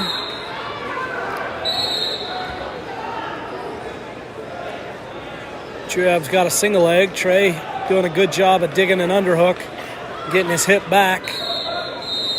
Don't want to get into a muscle match with Mr. Bradshaw, because we do call him prime time for a reason. They're neutral, score 6-2. Trey looking that shrug. Does get his shrug. There's 2 more takedowns. I believe that's 8-2.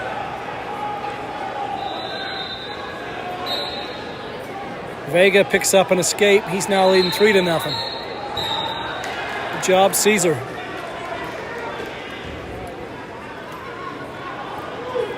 Bradshaw got a bar arm, and there's the pinfall. Great job, Trey. So he's going to pick up the pin in the third round. I believe that's for a third place finish, Trey. Even though he beat the second place kid. A little injustice in the bracketing. He beat the Temp View kid yesterday, and I believe that's who Torgerson, the Richfield wrestler, will wrestle in the finals. So, great job, Trey. We'll stay over on Vega, who's now got himself in trouble. He's on his back in a double arm bar. Was leading that one, but now I'm guessing is down 5-3, and there is the pin. So, unfortunately, Cesar Vega had the advantage, but ends up losing by pinfall. One thing I'll tell you about Cesar is it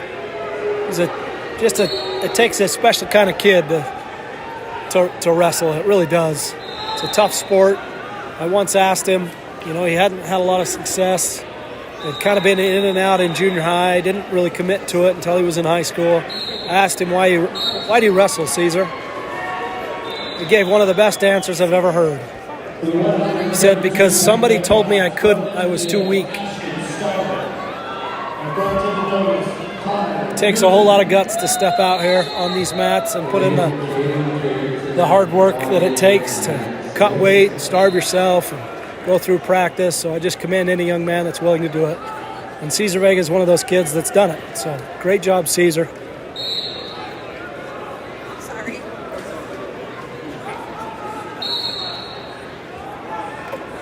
I believe our next bouts are going to be on those same mats, 4 and 5. It's going to be Relly and Campbell Warick.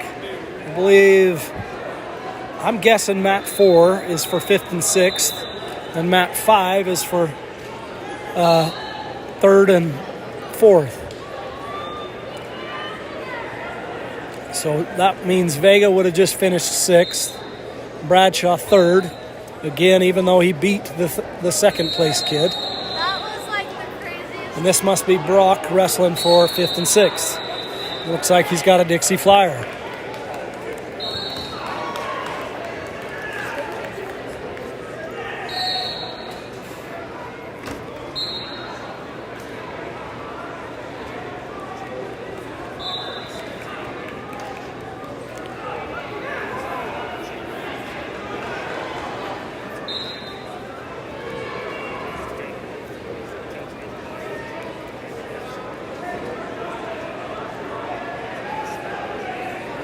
Brock's got a 2-on-1 there, but he's giving him his head. He's got to get it head position. Brock's at his best when he snaps right to his underhook and uses it. Needs to reach for a wrist first, then go to the head, get his inside tie, snap to that underhook. He's got an excellent high crotch. There's the wrist, there's the underhook. Hey, now don't waste time here. Sometimes he wastes time. Just use it. There it is. Dives in on the high crotch. Come to your feet.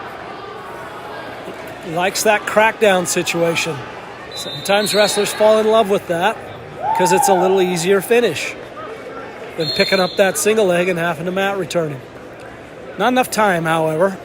We won't get to see how that excellent shot by Brock ends. We're going to go to the second period. Brock's choice, he's going to go down. 0-0 your score.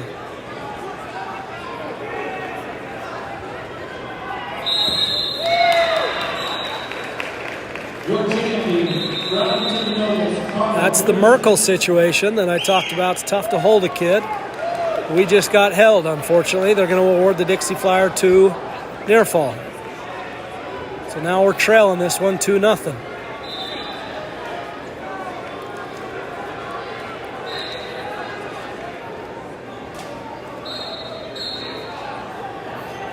Brock's got to get his head off the mat. Get his head up. The kid wants to go Merkel again. This time Brock's wise to it and circles out, looking for a reversal here. Now he's got a near side cradle locked up. There's the two near fall, or two reversal. Now he's got one swipe.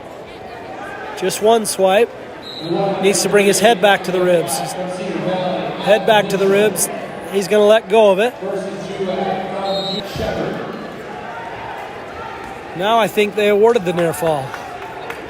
He only swiped once, didn't hold up two fingers, but then it looked like he did. So I'm not sure of your score, but Brock's got an armbar.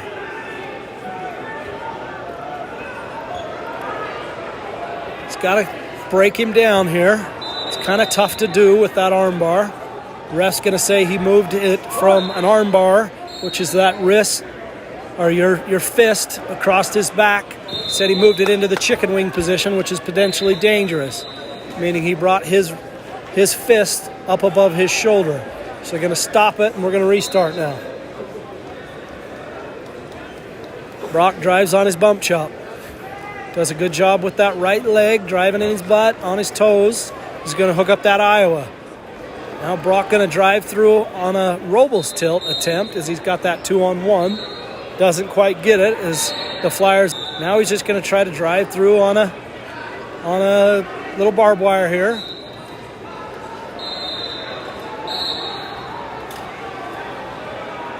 Time ticking down here in the second.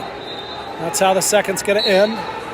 Let's see if I can go to the dashboard on Track Wrestling and get you a score update. I believe it's 4-2 Brock Relly.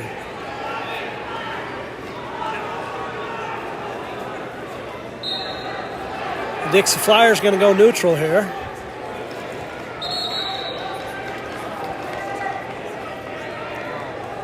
And Brock's allowing that wrestler to have inside tie. He's got to fight, pull that hand off of his head or dig inside. Get his right-handed collar and get to his underhook. There's a good duck under by Brock, however. The Flyer got a little over-aggressive, and Brock just ducked right under that elbow. Able to pick up two for the takedown. He's leading 6-2 now. Third period. Good job, Brock. Brock got a little too high. The Dixie Flyer just kind of bucked him off, so we're going to go neutral. Score 6-3.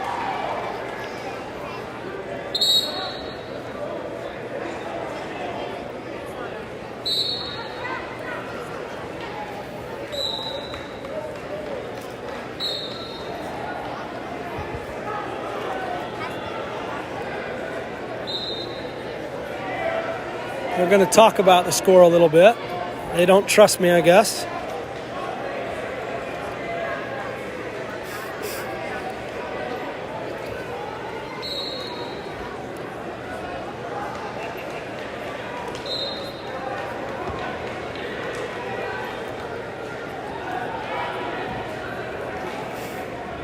There, they've updated the score on track as well. Score 6-3. Dixie Flyers in on a single leg. Trips Brock down. 6-5 your score now. Brock still leading by 1, but Flyer seems to have a little more energy after the stoppage.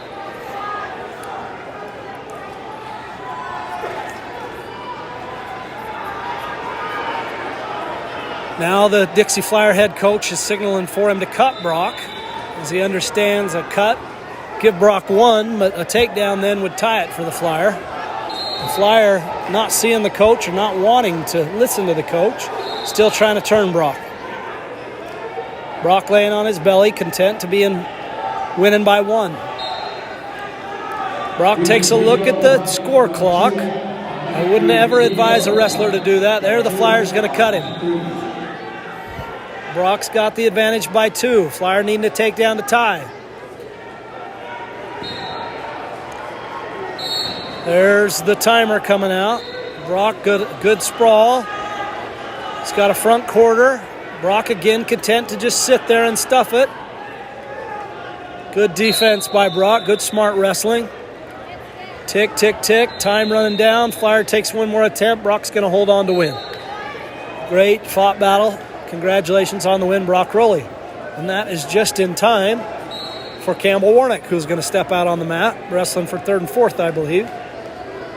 Good job on Brock. Or good job, Brock.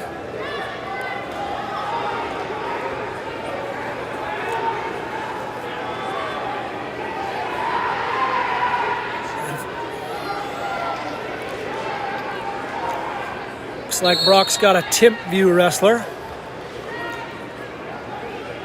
Must be a strong physical wrestler. In fact, I believe this may be a kid he wrestled yesterday.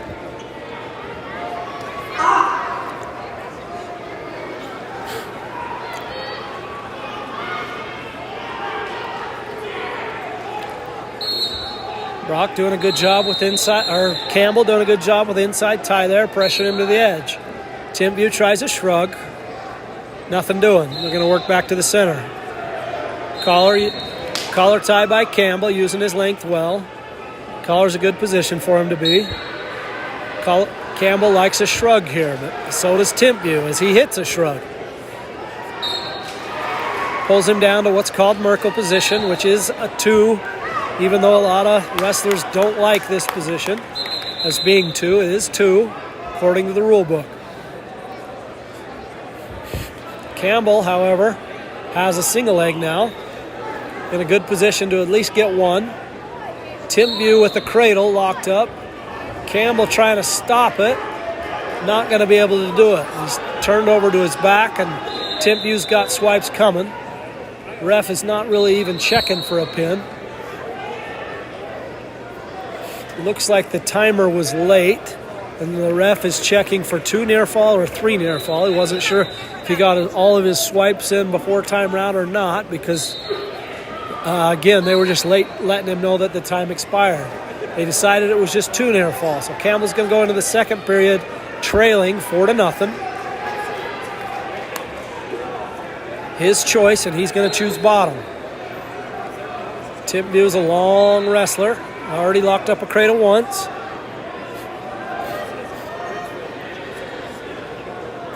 Tim View's got a leg in.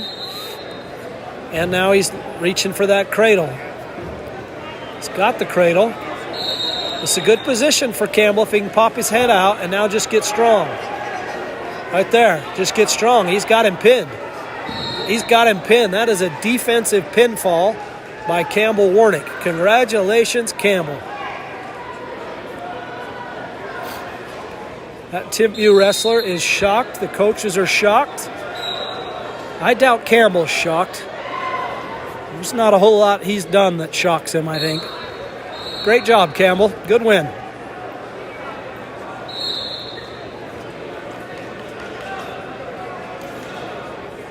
Casey Tyler from Cedar Valley.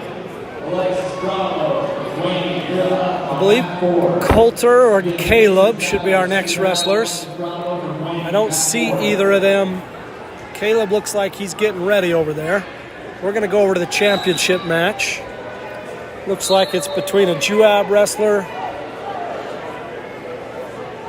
and a Cedar Valley wrestler, with Juab having the advantage. I think that looks like Jet Shepard, who's going to pick up the win 7-3. That was at 138 pounds.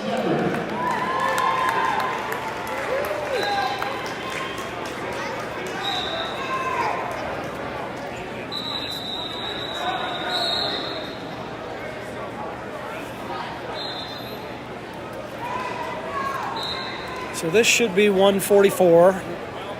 This should be Torgerson that beat our Trey Bradshaw against Timpview, who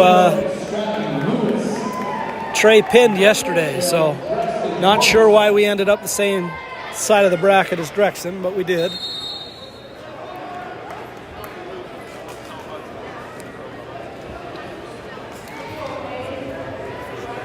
We'll just let you watch this one until we see Caleb called to a mat.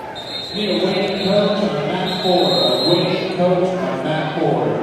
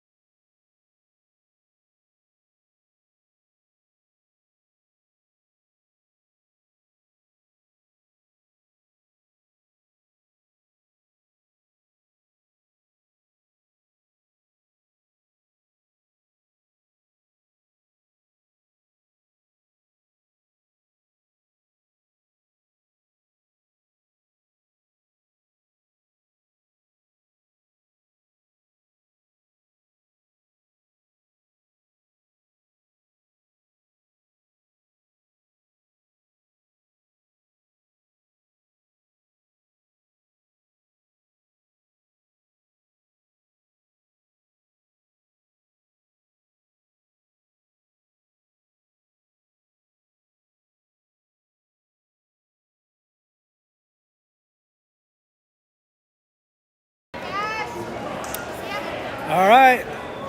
Another finalist wearing a pretty good shiners, Cash Nelson.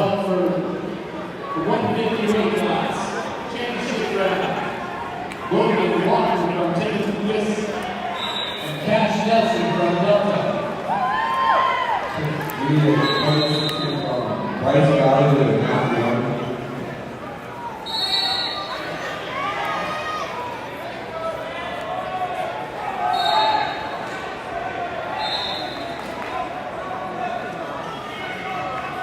Cash with a good little shot attempt to close the gap.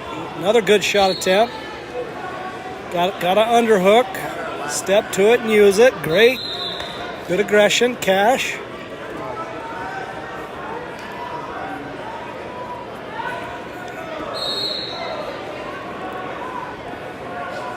Not a lot of setup to that shot. Got him in a front headlock. Not a great position to be. He's doing a good job at squaring up and keeping him faced. Tim Bu's a long wrestler, looking to cut the corner and pick that ankle up. Cash should be good to use the out of bounds right here. That's 3 point. Yep. Back to the center. Good restart here. Looks like Kyler Jenks is getting ready to go next door.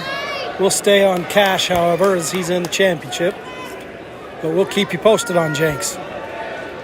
Maybe we can even zoom out and get both. There we go.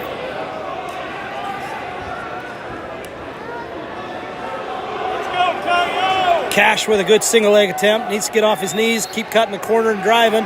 Doing a good job driving and get a head to his side there. He needs to pick a side. Keep him square, 40 seconds. Tim Bu using that length and kind of driving him over the top. 2 awarded prematurely. Don't think that's 2. I'd have an argument if I was a coach there. A new point of emphasis in the coaching handbook has been reaction time. There was definitely no reaction time. You have to have control and an allowed reaction time. Cash immediately with escape. No real control ever. Doesn't matter. Cash is going to dive in on his fireman's, that outside fireman's, dip that shoulder to the mat, pick up his 2 to end the first period with not a great spot. But Cash doing a great job. Dives back in on that outside fireman's, pins his shoulder to the mat. Oh, needs to keep that shoulder pressure. Goes inside trip, doesn't get it. Keeps firing off the attacks, uses the underhook, gets to the high crotch and finishes. Got the advantage, 6-2 now. Minute to go here in the second period. Great offense by Cash. Kyler in a little bit of trouble over there. Kid's got a pretty tight cross face locked up. He's losing 0-2. First period still. Hand control, Coyote. Try to capture both of them there for you.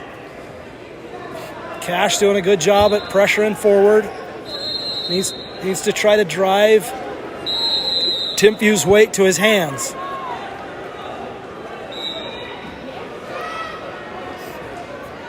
Not a lot of action. Tim Bu content not to get turned. Now he's got him broken down and got a wrist. Going to lift and step and go Provo here. Not able to do it as Cash. He's going to go to the 2-on-1, try to roll out the wrist. Over there on Jenks' match, it's going to be Springville's choice in the second period, and he's going to choose neutral. Again, 0-2 your score in that one. Jenks trailing. 6-2 over here for Cash as he rips out a wrist with 5 seconds to go. Drives over a half. Runs out of time, however. It's going to be Tim Bu's choice, and he's going to go neutral as they begin the third period over there. Looks like Jenks has given up another takedown, although it doesn't show it on the scoreboard. He's got 2, and now he's on his back, giving up swipes. 3, 4, and 5, so 3 near fall coming. That's going to make it 7-0 if Jenks can get off his back. Cash needs to stay on the offense. I believe one more good attack here, one more good takedown. He'll probably break this Tim Bu wrestler as he's trailing 6-2. Pressuring forward to his collar tie.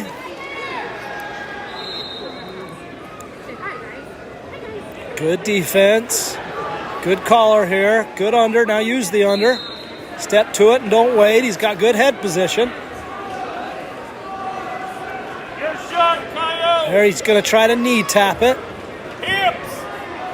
There, dives into the high crotch. This is the same finish he finished before. Got it. Needs to stay on the single leg. Tried to double off. Got to redrive your hips in if you're going to double off there. Doesn't quite do it. Still got his underhook, though. Good position for Cash. Leading 6-2 with 50 seconds to go. Jenkins got off his back over there and got an escape. And they're going to go neutral with 20 seconds to go in the second period. Jenks trailing 7-1. Cash controlling the tie with that underhook. 35 seconds to go, winning 6-2. Digs that underhook again. Good position for him. So it needs to circle to the underhook and keep that good head position. Doing a good job at snapping him and moving him. Now gives up the underhook. Goes back to controlling the tie, however. Jenks with a takedown over there as he's battling back. 7-3. Great job, Kyler, as he picks up a takedown. You always want to end the rounds with points. Jenks does a good job. 7-3 now.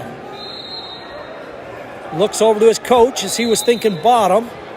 Coach talks him into neutral, and Jenks says, nope, I want to go down. I can get away. So he's going to go on bottom, 7-3 in the third period. Cash hangs on to win 6-2. Just a great smart match. Forced the action when he had the advantage in the hand fight. Got to his attacks, got to his takedowns, controlled the whole match. And now my favorite part of watching these twins wrestle is Cash cheer for Carson as Carson's up next. Up next in the 157-pound weight class. Jump back and over to Jenks. He's on bottom, trailing by 4 points. Can't waste time here. He's broken down all the way to his belly. He's got to have an escape. Needs one, then a couple of takedowns or a feet to back. Springville jumps out on a crossface. Going to try to drive him over. He rolls through but catches the arm, and now Springville's got swipes coming for... He's got the 3 near fall. That's going to make it 10-3 if Jenks can get off his back. We'll go back to Cars.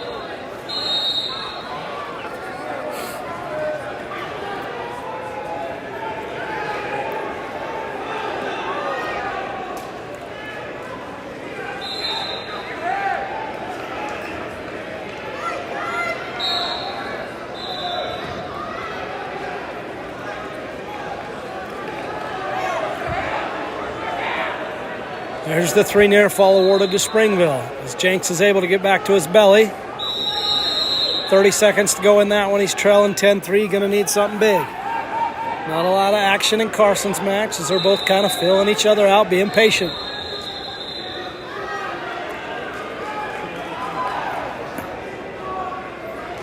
Jenks is going to get a point awarded for illegal grabbing of the headgear.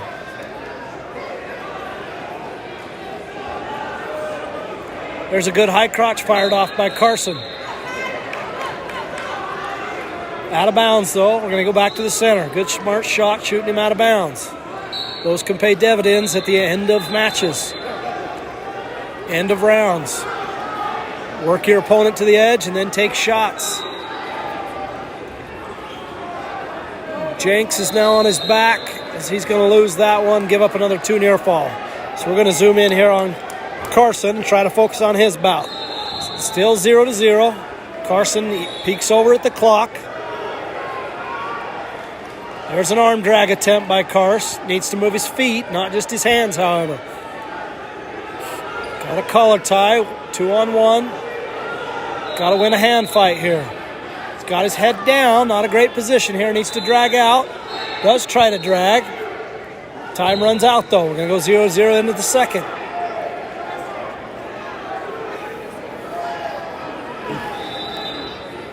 Going to be Carson's choice. It's Tim Bew deferred to him.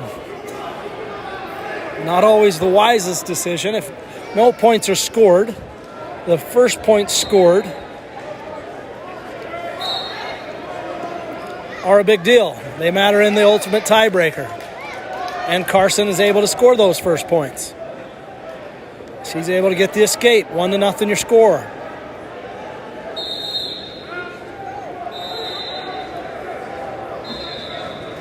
Looks like Carter Anderson's getting underway.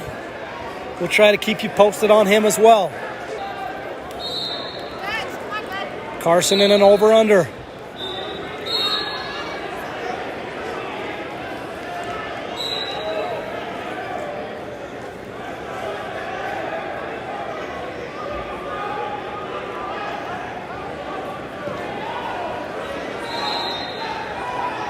Like Carson to be a little more aggressive in his hand fight.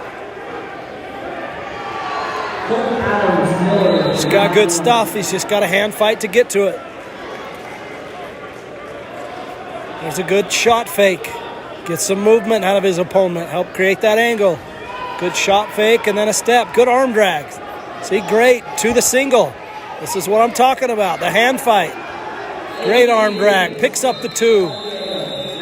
That's going to give him the 3-0 advantage. Timpview doing his best to try to stay on his feet. Doesn't matter.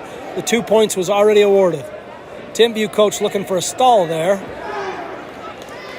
Is not going to get it. As there's the mat return. Carson, 30 seconds left. Would do good here to ride him for these last 20. 3-0 his advantage. Going to be Timpview's choice in this third period. He's got his 2-on-1 locked up. Not sure I would force it in this instant with 10 seconds. Just ride tough here. 8 seconds. 5. 3-0. It looks like Carson has the same idea. He's going to peek up, sees the timer coming out, and there it goes. Okay, Timpview's choice going into this third period. Carson's got the advantage, 3-0.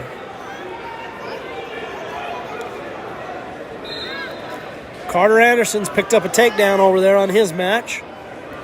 And he's got a bar arm and a wrist.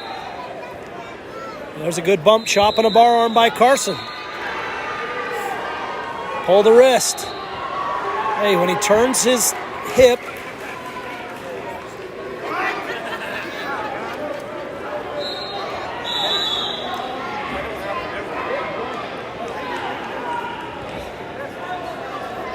we've got to do a better job at running that bar.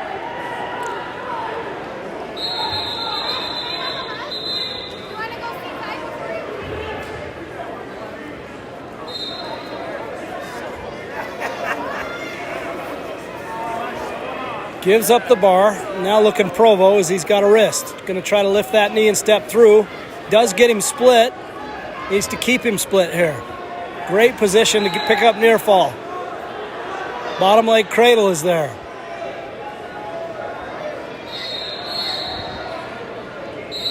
He's got the bottom wrist. There's a 1 swipe. Now he's working a bar. Can't let that leg out though. Oh, darn it. Great opportunity to pick up some near fall there, but we're still in control of the match. 3-0. Got a 2-on-1 here. 40 seconds to go in the match. Get a tilt here, right? Good tilt here. That tight waist tilt. There's at least a 2 kick. Just got the 2 near fall, but that's going to give us a 5-0 advantage. Got that 2-on-1 again. The ref did award it, even though I don't think we've let go of the 2-on-1. There we did.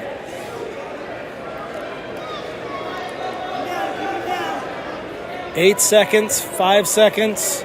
Good smart wrestling here by Carson as he's able to ride him out that entire third period and picked up a victory. Great job, Nelson twins. Let's jump over to Carter. I'm not sure of the score over there. Looks like his wrestler just attempted a suicide cradle and Carter was able to stop it. The reason they call it a suicide cradle. Carter can pull him back. He should have him on his back. There's the 2 reversal. The wrestler is able to scramble back to his belly.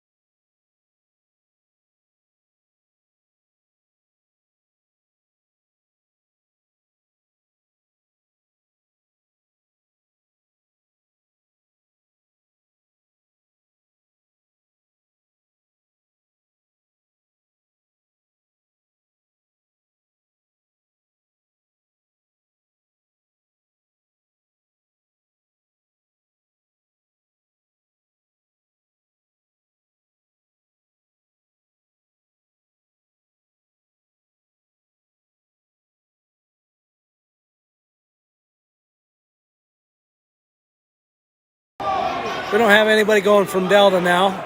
Sorry, I was pulled away by a longtime friend I'm just going to chat with, but we'll put you back on the championship until we have another Delta wrestler going.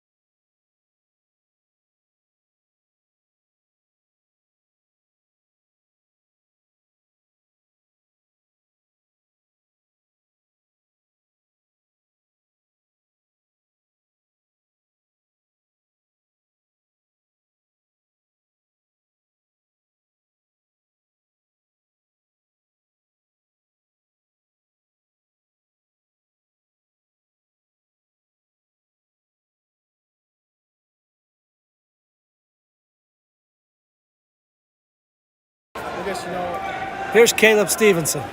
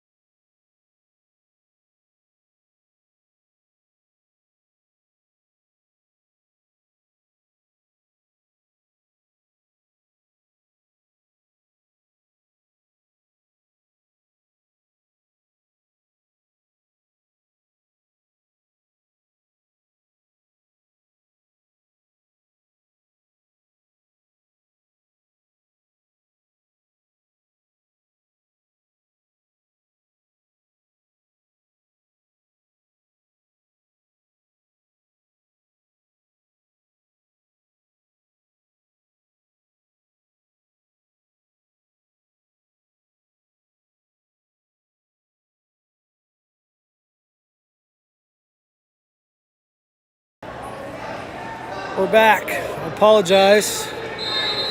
Tried to keep it on the Delta guys. I've been distracted catching up with an old friend. Campbell is currently winning this one, 6-5. Minute to go in the first period. But he's found himself with guys having double boots.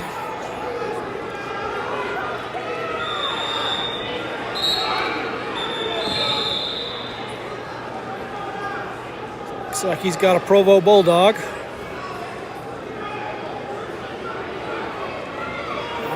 Looks like Provo's going to have 2 near fall coming. Can I get a Richfield coach to Campbell looking to hook up a Granby.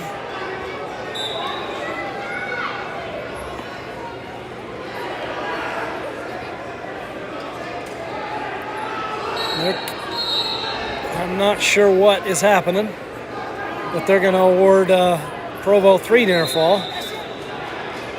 This Campbell's going to get a neutral at least, making the score 10-7.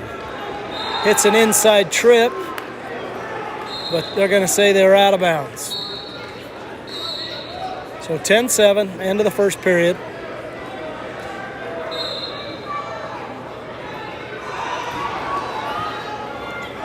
Provo's going to win the toss and defer to Campbell, who's going to go down.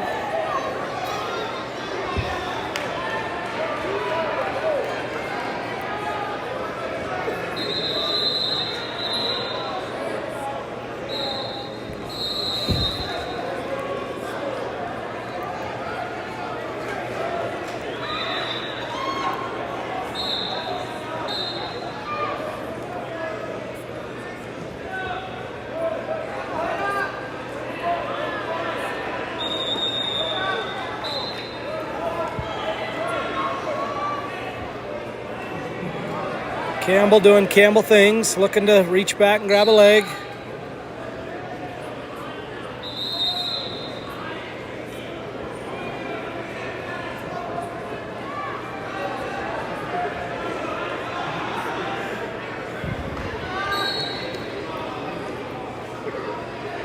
Provo's going to lock up a cradle, hopefully attempt to go suicide.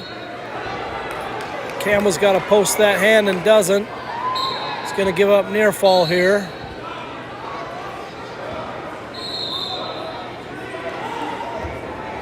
Three more near fall, making the score 13-7. Campbell trailing this one.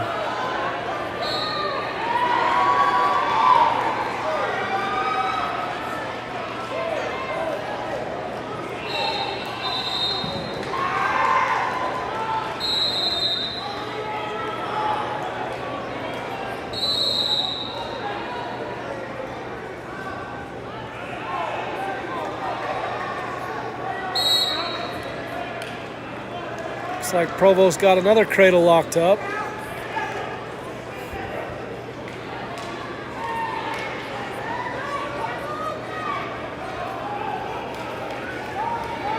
This one looks a little tighter, and they're going to call the fall.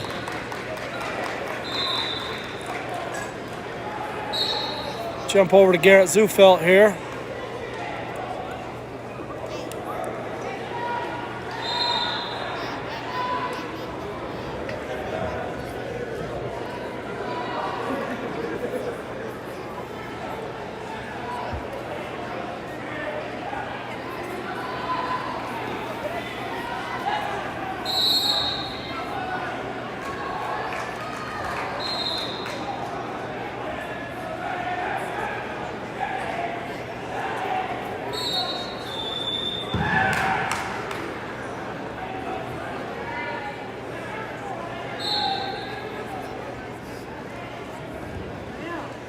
Zufelt with a takedown for 2.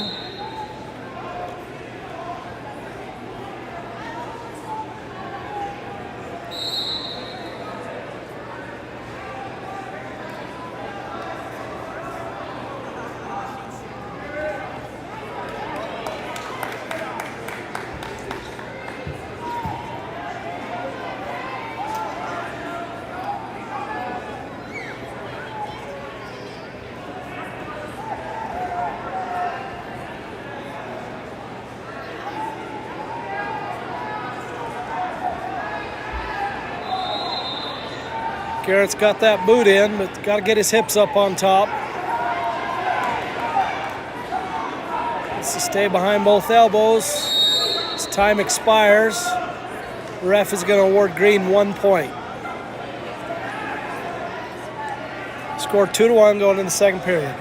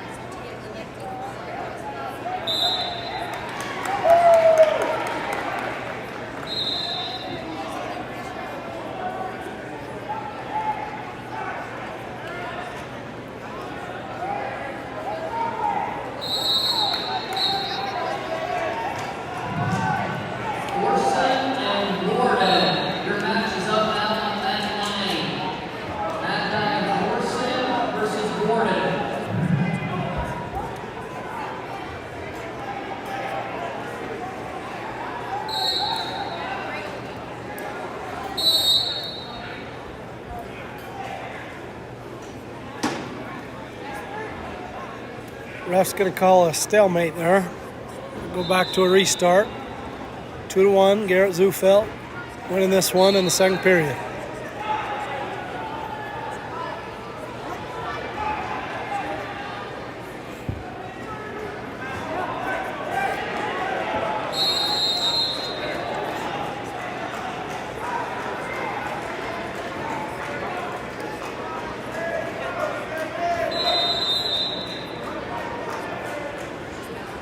Should be a... There's a reversal and near fall coming for Garrett.